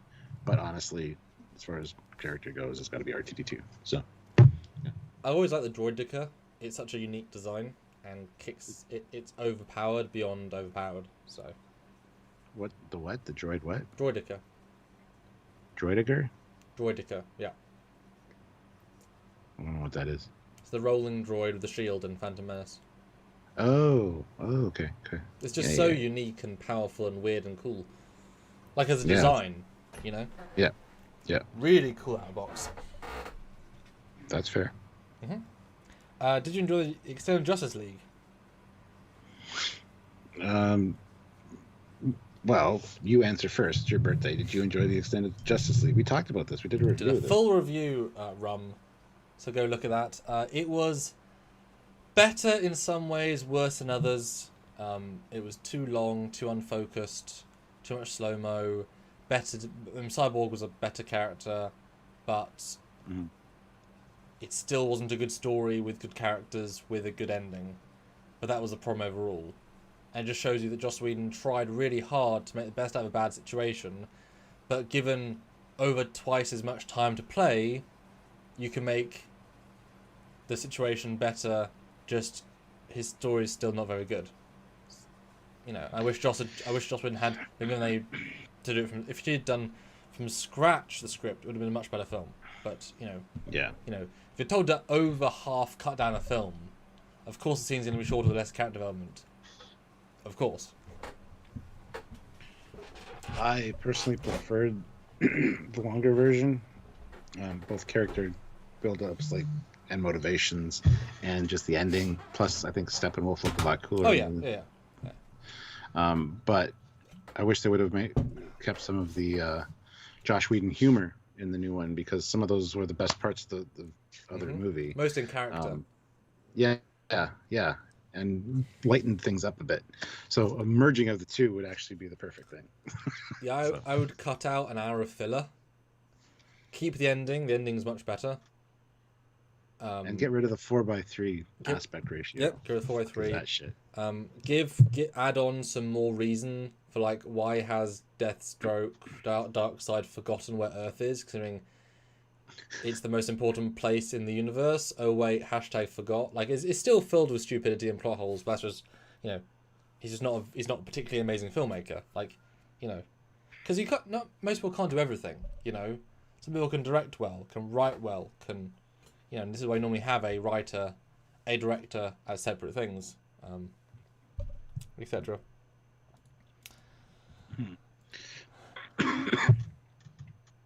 But yes, overall, I would say I like the extended cuts. It is just too long. Chris Gwillem. It is too long. Yeah, a little bit. Chris Gwillem, £10. Drink for Cap and Commander. I actually out, so I should go grab another one. So hold on, I'll be right back. Okay. Yes, indeed, Brian. Rum Truffler, it didn't feel like it dragged on. Less drama. Less drama. So clarify which one you mean, because yes, I did enjoy it, like something cut overall. Or you did feel like it dragged on. Less drama. Please remind us. Oh, thank you, Digital Foods. Appreciate it. Just jumped around a lot, almost out of order. Okay, will do. Yeah, that was like I just finished watching the live review. I just finished watching Justice League that day, and then we did live like an hour later, and I was like, oh my god, I've just sat through 4 hours, and I literally couldn't watch it in the 4 hour chunk. I was so like, oh my god, it's so like a slog. So I'd like have like a half an hour break in between each sort of part.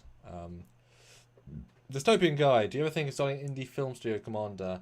No, because it takes too much money.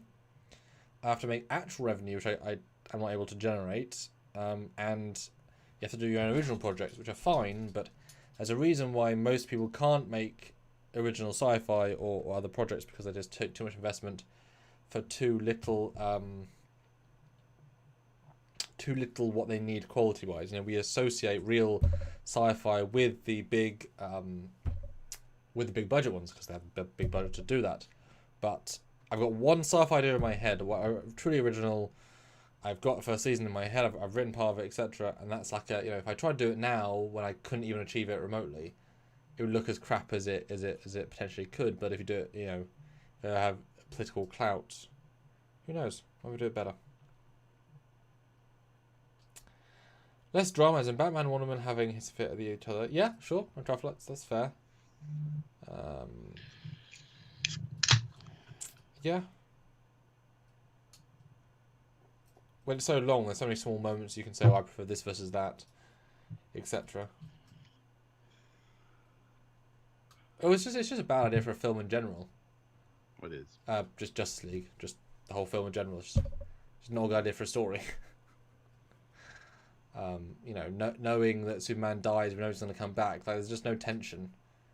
And then, you know, like even in Wonder Woman, the new one, like, even when she's meant to be losing her powers and vulnerable, she never gets hurt enough for it to mean anything. So she's always invulnerable, and then when she can fly and invisible and not be bullets, and she's not electrocuted, even though the other one's been electrocuted, even though she has the same powers as Wonder Woman at that point, give or take. It's like she's just completely unstressfully powerful at any point, and so there's no drama there. She's like Superman. She's a powerful Superman, and it's like, okay, there's nothing there, you know. Matt Borman says you need to write that idea out, Samuel. Right, yeah. I mean, I've written. It was my university project, and I was meant to write 1 page to summarize the season or summarize the story, and so I made my font 10. And I made the borders 0.1, and so I got all 24 episodes in 1 piece of A4, so I wasn't breaking the rules. I was going to do 1 line to summarize every episode of a full 26-episode season, and boy, it came naturally. Even to the point I actually have like the season 5 reveal planned. I wouldn't know where to go for season 3 and 4, but I have 4 or 5. I know where 4 or 5 would end. I even sort of know what the main station would look like in my brain, give or take, and some of the visual effects would look like. But, you know, it's a weird thing to justifiably spend time making your own sci-fi concept. Ramen Truffler. I'm curious, did Trek fans know they were going to bring Spock back after Star Trek II aired? No, they did not. They did not at all. Well, I watched a brilliant interview with William Shatner as the film was releasing, and as with some lady famous, like lesser famous talk show host. And her first question to William Shatner, this is just as the film's coming out, like that weekend, she's like, "So, Spock dies. What are you doing for the next film?" And he's like, "Well, I mean, do you know he dies?" "Yeah, I saw the film yesterday."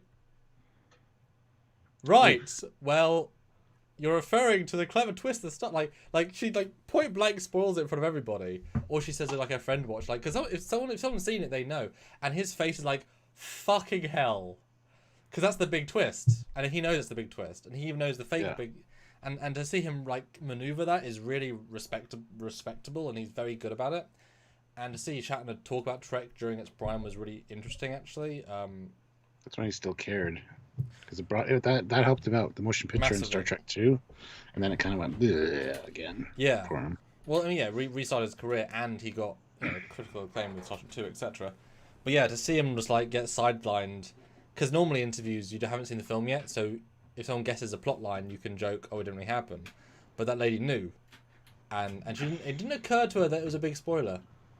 But he genuinely managed to sell it as a, well, you know, until the film really comes out, you won't know. He did a very good job, like hiding it. When he's like, "Fucking hell, I fucking hate you right now." It was good. It was really good. So yeah, I need to watch that one. I've probably seen it, but I just don't remember. But I imagine some people thought he might come back. You don't imagine, like, the die-hard Trekkies. I can't imagine, like, once the torpedo casing is involved, no one's ever gone. They added that in. They added that in last minute. I know. To give hope. So. Well, remember that's the only scene Nicholas Martin actually direct, so he doesn't necessarily consider it canon at the time because I didn't direct it. It was added without my permission. Yeah. You know, studio added. It's a good little, well shot though. 175 likes. It's a good number. Ooh, beautiful. But we can hit 200, I'm sure. Oh yes, a birthday 200. Come on, guys. Yes. I've still got a bit of this and a bit of that, so you know, 50 more bucks. I think we're right there, guys. 50. But Dystopian guy says, "Can cosplay ever infringe copyright?" Well, it depends how you use it. Someone can't. I mean, what, they're gonna sue you for wearing something? Like you can do anything you want in your own personal property, right? Even break copyright rules. Like you can play, you could pirate a film while singing a soundtrack while in your own private property. It's how you use it after the fact. Copyright is based on selling and making money of something. Mm-hmm. So if you went on TV, if you're a costume designer and made a TOS costume for a 2027 TV show, you know what I mean? There's cosplay, but I would be couldn't really see an idea of, because by wearing it, you're asserting they own it, Yeah. I don't own this design. That's not the point. Adam Juneman, what did you think of the new Mortal Kombat? I thought it was the right way to reboot a movie. I thought the new Mortal Kombat was fantastic. Kano is who is my least favorite character generally. It became my most favorite character. It's really good. Was going to have Johnny Cage in it though, but they gave all the good Johnny Cage lines to Kano, and then Johnny Cage became like the MacGuffin for the second movie. But yeah, I liked it. That was good. Squadron Course. He's thinking of making an audiobook with slideshow, and it would be doable. It doesn't violate CBS CBS rules. An original movie or series would be so hard. Well, CBS guidelines, not rules. They haven't enforced a single guideline in 3 years, so who's to even say they're guidelines anymore? And MAD NES S201. Where did you get that name from? Sam is overall arc or episodic? It's Madness. It's Madness 201. That's his name. That makes sense. I was being literal, Stuart. It's both. It's episodic to build the character-based story, and then season-wide to have a payoff at the end. But it's mostly episodic, as in my own original show idea. Because I got all. I haven't read it in 5 years, but it's fun.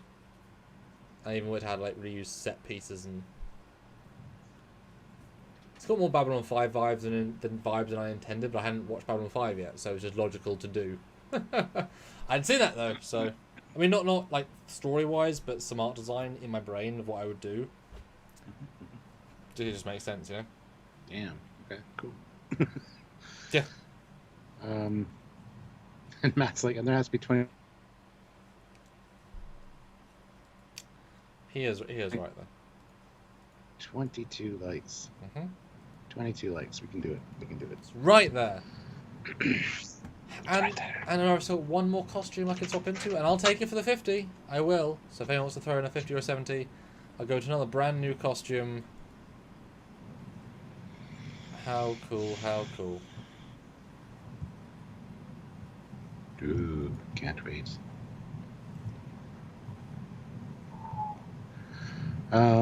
Yeah. So, yeah. I have nothing to say. I'm just like,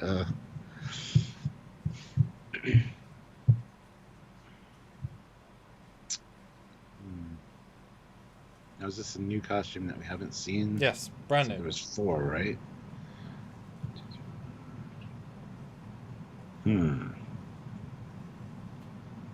Insert Jeopardy theme music. Yes.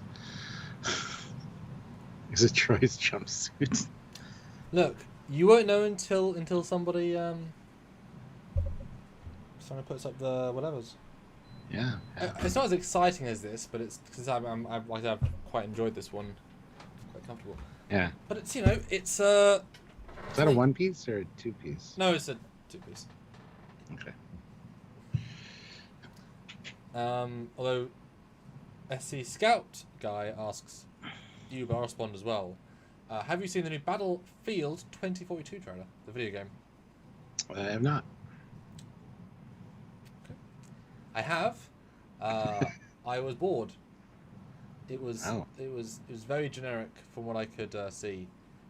It looked like I quite liked the other Battlefield Future game. I thought it had quite a decent personality. This one looks like every other, and the trailer was like visually like, okay, it's seen like great real-time rendering, but like it didn't tell any story, any plot, any characters. Just like, okay, things are happening that you expect in any other war thing, and none of it is maybe gameplay or not. So I was like, okay. I'll have to check it out. I haven't seen it yet, so. It was long. It was like 4.5 minutes. Well, Matt Boardman though throws in $50. Oh. To get you to that. Oh. Thank you, Matt. My goodness. Happy freaking birthday, Sam. Thank you.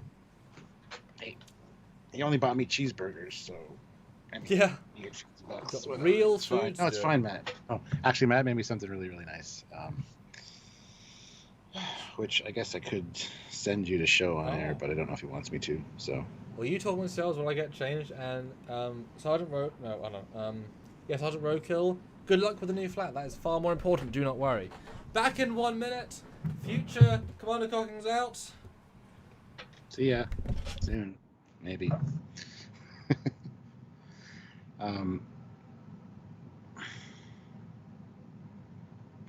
All right. Sergeant Roadkill. Oh man, Stargate has so many good episodes. Yeah, they do, for sure. Favorite Stargate guest stars. Ooh, Dom DeLuise.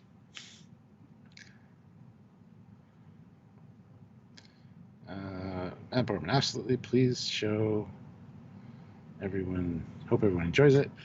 I've got another one coming for you. Okay, well, I will. Guess I'll send it to Samuel. Add to your files.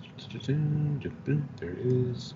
Send that to Samuel that way, or we transfer, so it's good quality.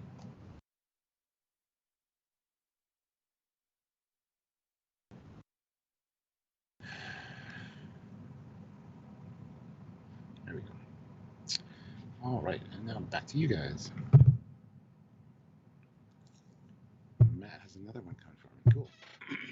I'll have to get Samuel to show it off when he gets back.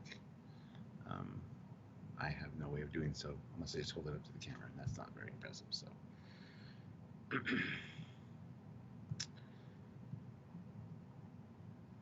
Dun, dun, dun. Brian Custon, I only hope Sam does not have a zipper accident doing his quick change. Oof, ow, yeah. Bryce, third season of Disco finally resolves a pet peeve I've had about Voyager. Message in a bottle. I figured by the time the episode was set, the Federation should have reached the Delta Quadrant.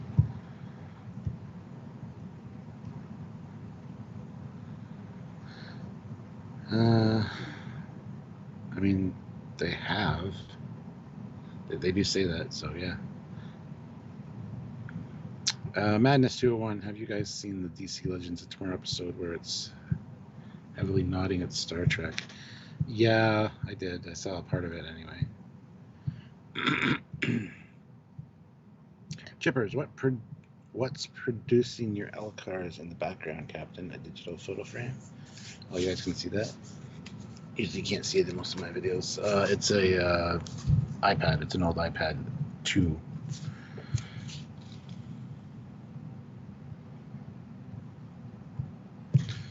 So I didn't know you guys could see that there. So I would have changed it up because that's kind of a boring LCARs. But that's right, because it's not a regular episode or a regular live, you got the bigger windows, so you can see it. That's okay. Yeah, it's just an old iPad 2.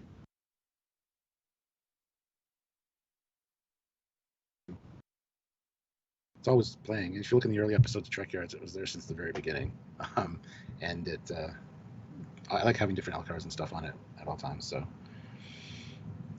But I just haven't really changed it much because the way we crop the videos now, it's not in there, so. Ensign Ricky, what the hell is this?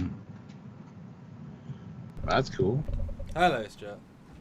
Hello, Lieutenant. Nope. Don't, Pip fell off. Oh. There are 3 pips, but a pip fell off. There are 4 pips. Looks good. Where is this one from? You tell us. Stuart is I don't know. That's what I'm asking. I was going to say, the chat. I don't remember it being a dress uniform. See if the chat knows. Looks good. By the way, I sent you something that Matt sent me that he wants to show, so. Steal a pip from a different pip set. They got so many pips. They're all over the house. There you go. I'm a 3. Season 1 TNG Admiral's uniform. Well, I'm not an Admiral, am I? Well, no. It's a dress uniform for sure, so. Is it long? I can't really see, so. Yeah, it looks super long. So it's a TNG dress uniform now. From like season 2, 3. So long. Wow. Long.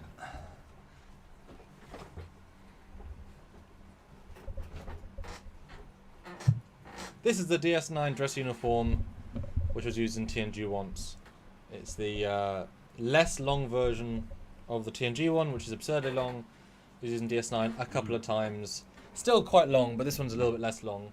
So yeah, it's the DS9 version. Yeah. That's sharp. I like that. I like the top of that. Yeah, I haven't. The Velcro was on today, so I was kind of like, I got one more on to see how it looks.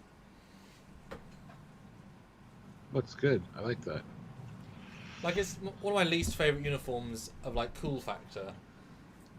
But, thematically it says something specific. Clearly. And so I thought it'd be interesting to get and see how it kind of vibes. I've got a story in mind that would utilise it. So, yeah. That's cool. Dress uniform. It's ironic, because same as the white one. That's a dress uniform! So is this. Same uniform, just different era. Yeah. So I've swapped in time a bit. So yeah, there you go. Not one you expected, Stuart, was it? I had no idea. Ensign Ricky, $10. Oh, Hello, thank you. Cap. Happy birthday, Sam. Hope all is well. Just watched all the trailers for E3 and can't wait for Starfield I got that and lined up as Outer well. Worlds. Outer Worlds 2. Oh, I got a trailer to do that.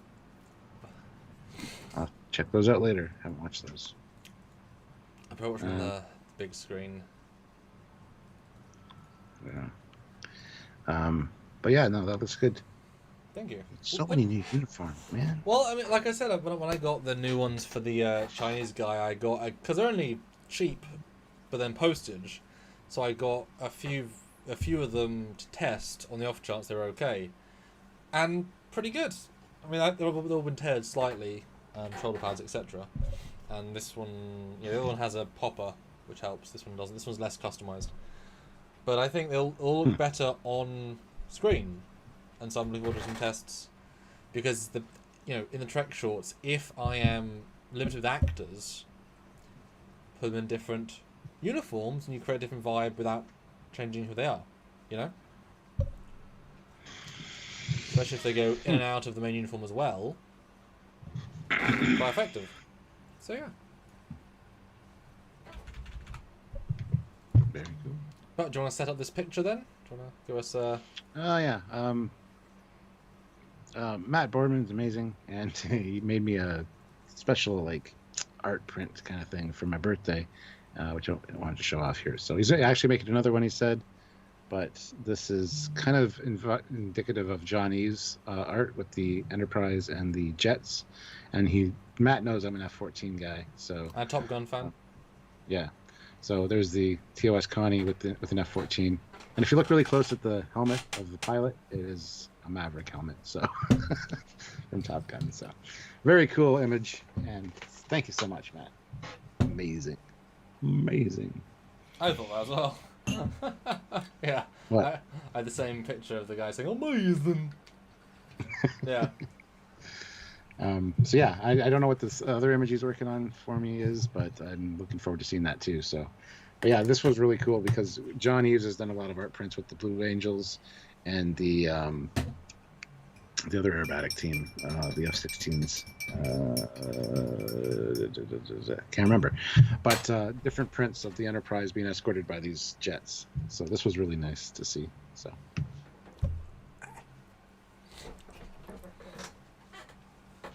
Yeah, I mean, for me, it looks definitely like a and Paul puts in $30. Have a shot, Commander. Uh-huh. Yeah, Paul puts in $30. Have a shot, Commander. Sobriety. It is. That's why I've been doing that. Yeah. So yes, thank you, Matt. It's amazing. I love this thing. I got to get it printed out nice and big, and we'll see. Donnie says, the science medical dress uniform, the one from Next Gen. Yet Samuel may still be wearing the post 2371 Starfleet badge.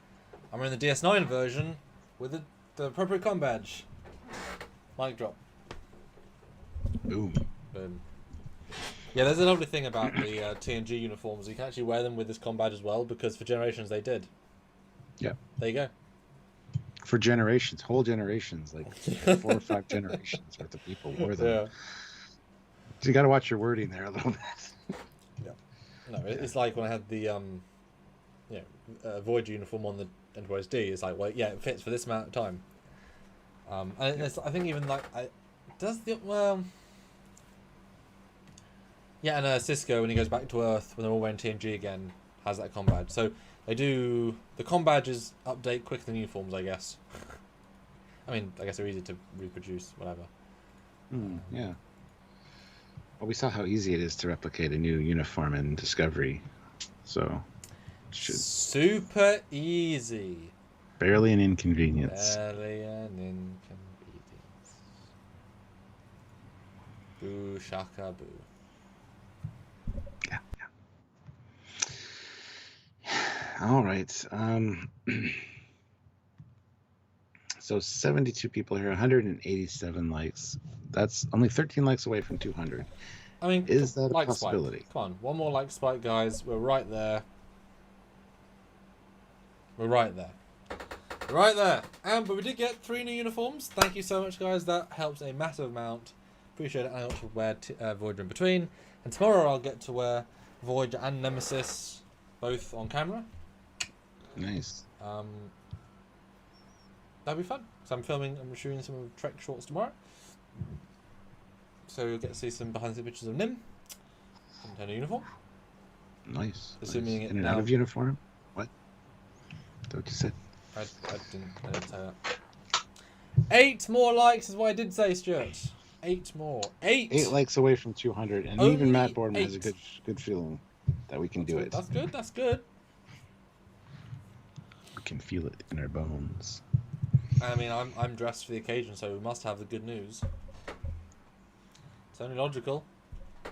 It is only logical. But thank you everyone for your wonderful birthday wishes and your wonderful birthday super chats. This month has been a slow month. This is going to help a lot. I'm sure we'll do quite a lot more in between now and the end of the month. And obviously we're pretty close to getting August, new Trek.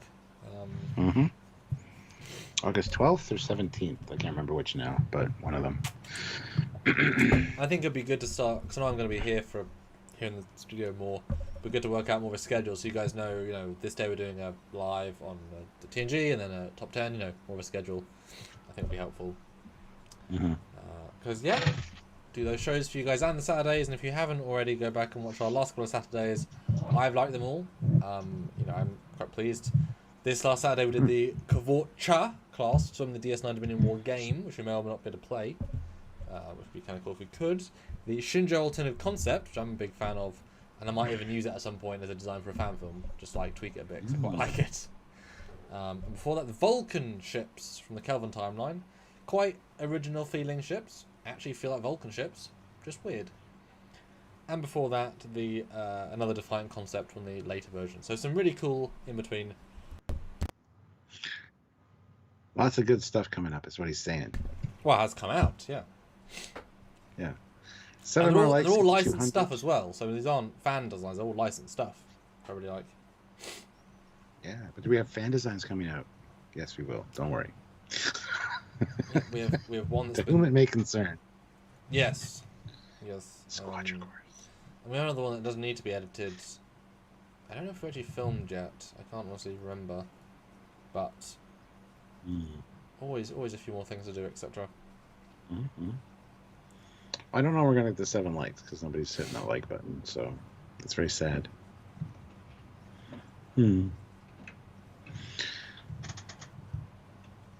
Sam, do they still practice the old birthday spanking tradition in England? The cheeky devil. Oh, happy birthday, my friend.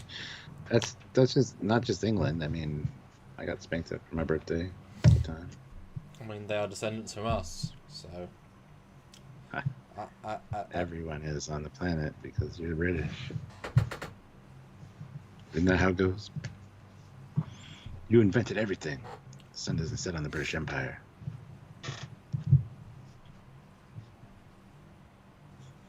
I mean, yeah, America wouldn't be here without us, so...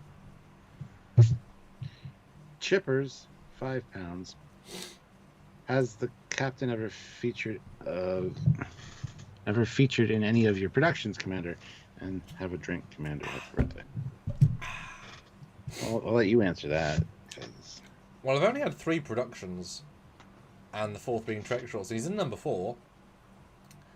My productions aren't the other fan films I work on. Those are their productions, so I don't have too much to say about those necessarily. Although, Stuart's great appearance should be great rather than just a cameo, etc.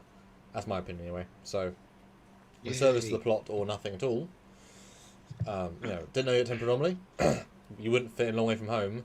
Convergence, wrong era. So, I'm not going to suddenly introduce a TOS captain for no reason that dies. You know what I mean? It's not really... But he's in Trek Shorts quite organically.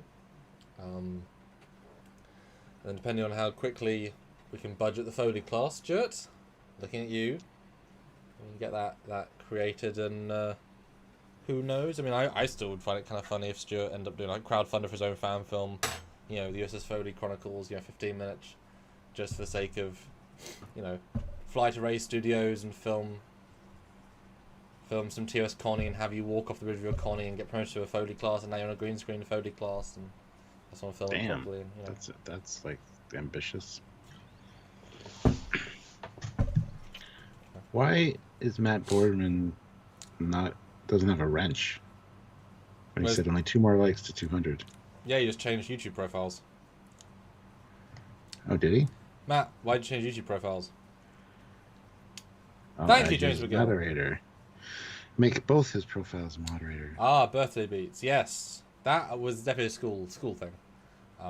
Because since we're still in still a mild lockdown, I can't see people, and besides, I was too busy seeing my other half, etc. It's not been the most social of time in the last year, as you can imagine.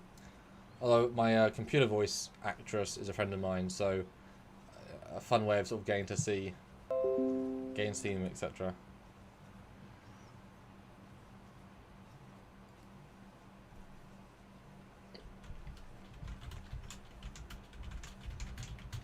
My internet keeps cutting out. Pissing me off.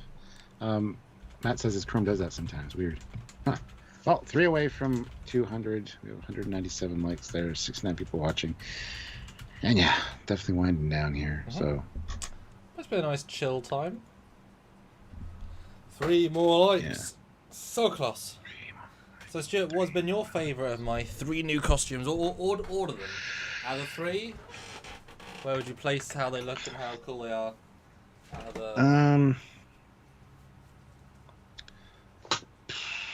Honestly, I would say the Picard one is number 3. That one's number 2, and then the dress one is number 1. Cool. Fair. Why else? Still not a big fan of the sleeve thing on Picard, but. And what about the Voyager? Would that be number 1 if you included that? No, that would be number 2. All right. All right. Picard would be 4. That'd be number 3. And then Voyager, then the dress uniform. Cool beans. I'm excited to see you in your possible uniforms that may or may not be being close to being ordered, Stuart, that might not be ordered next week. Or have been ordered and be custom made by somebody. Well, that's not. I'm not in charge of that one, so. I know you're not. But, yeah, but it's a Chinese holiday right now, so I was asked to politely wait. Well, no, I mean, we're all waiting. That's fine. I find that kind of funny. But yeah, Stuart might have a, and then, for the next Drunk Live, we can do Stuart change uniform for $50. No one wants to see that. And he can keep changing uniforms. That'd be cool. I would like to see that. That'd be fun.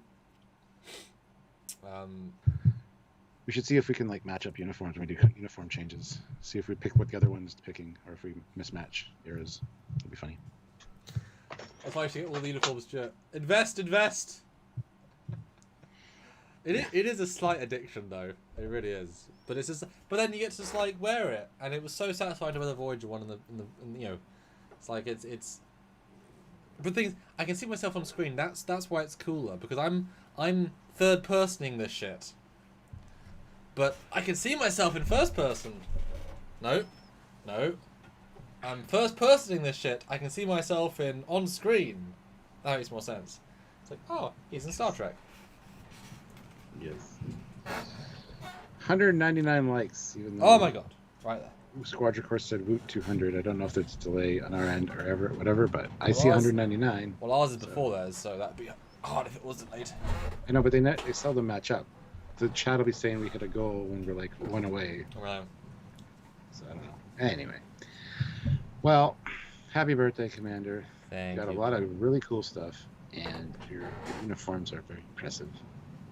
Yes, tailored. Makes a big difference. And I'm getting more. Absolutely.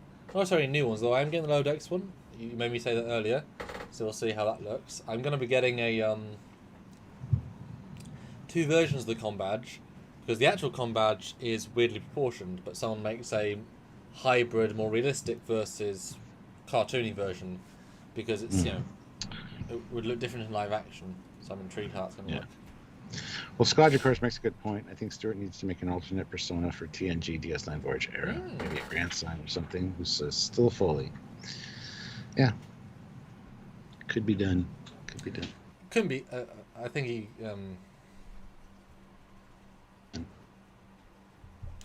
But I feel like it'd have to be a lieutenant. All right, guys. But I feel like it couldn't be a captain though. That'd be cheating. It'd be like Lieutenant Foley. That'd be half the bit.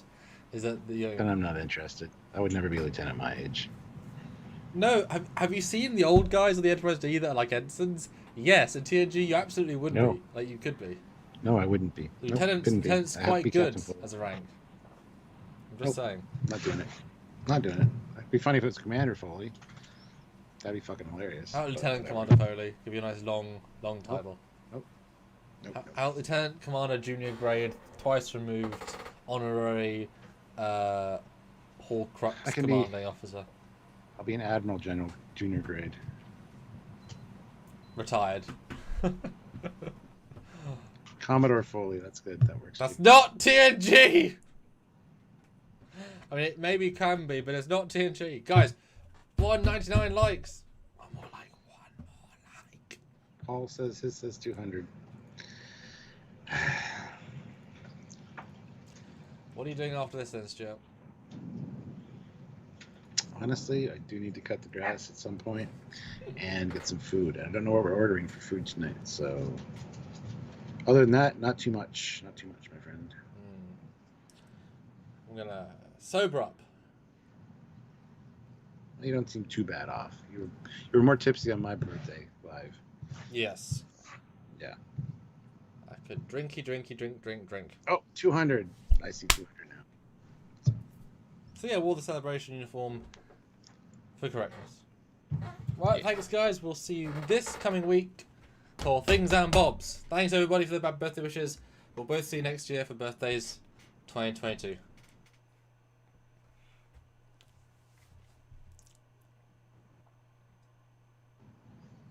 If we live that long. Till then, he's Commander Cockings. He's Captain Foley. Or Bye. Commander, or Lieutenant, or something. Bye, guys. Bye guys.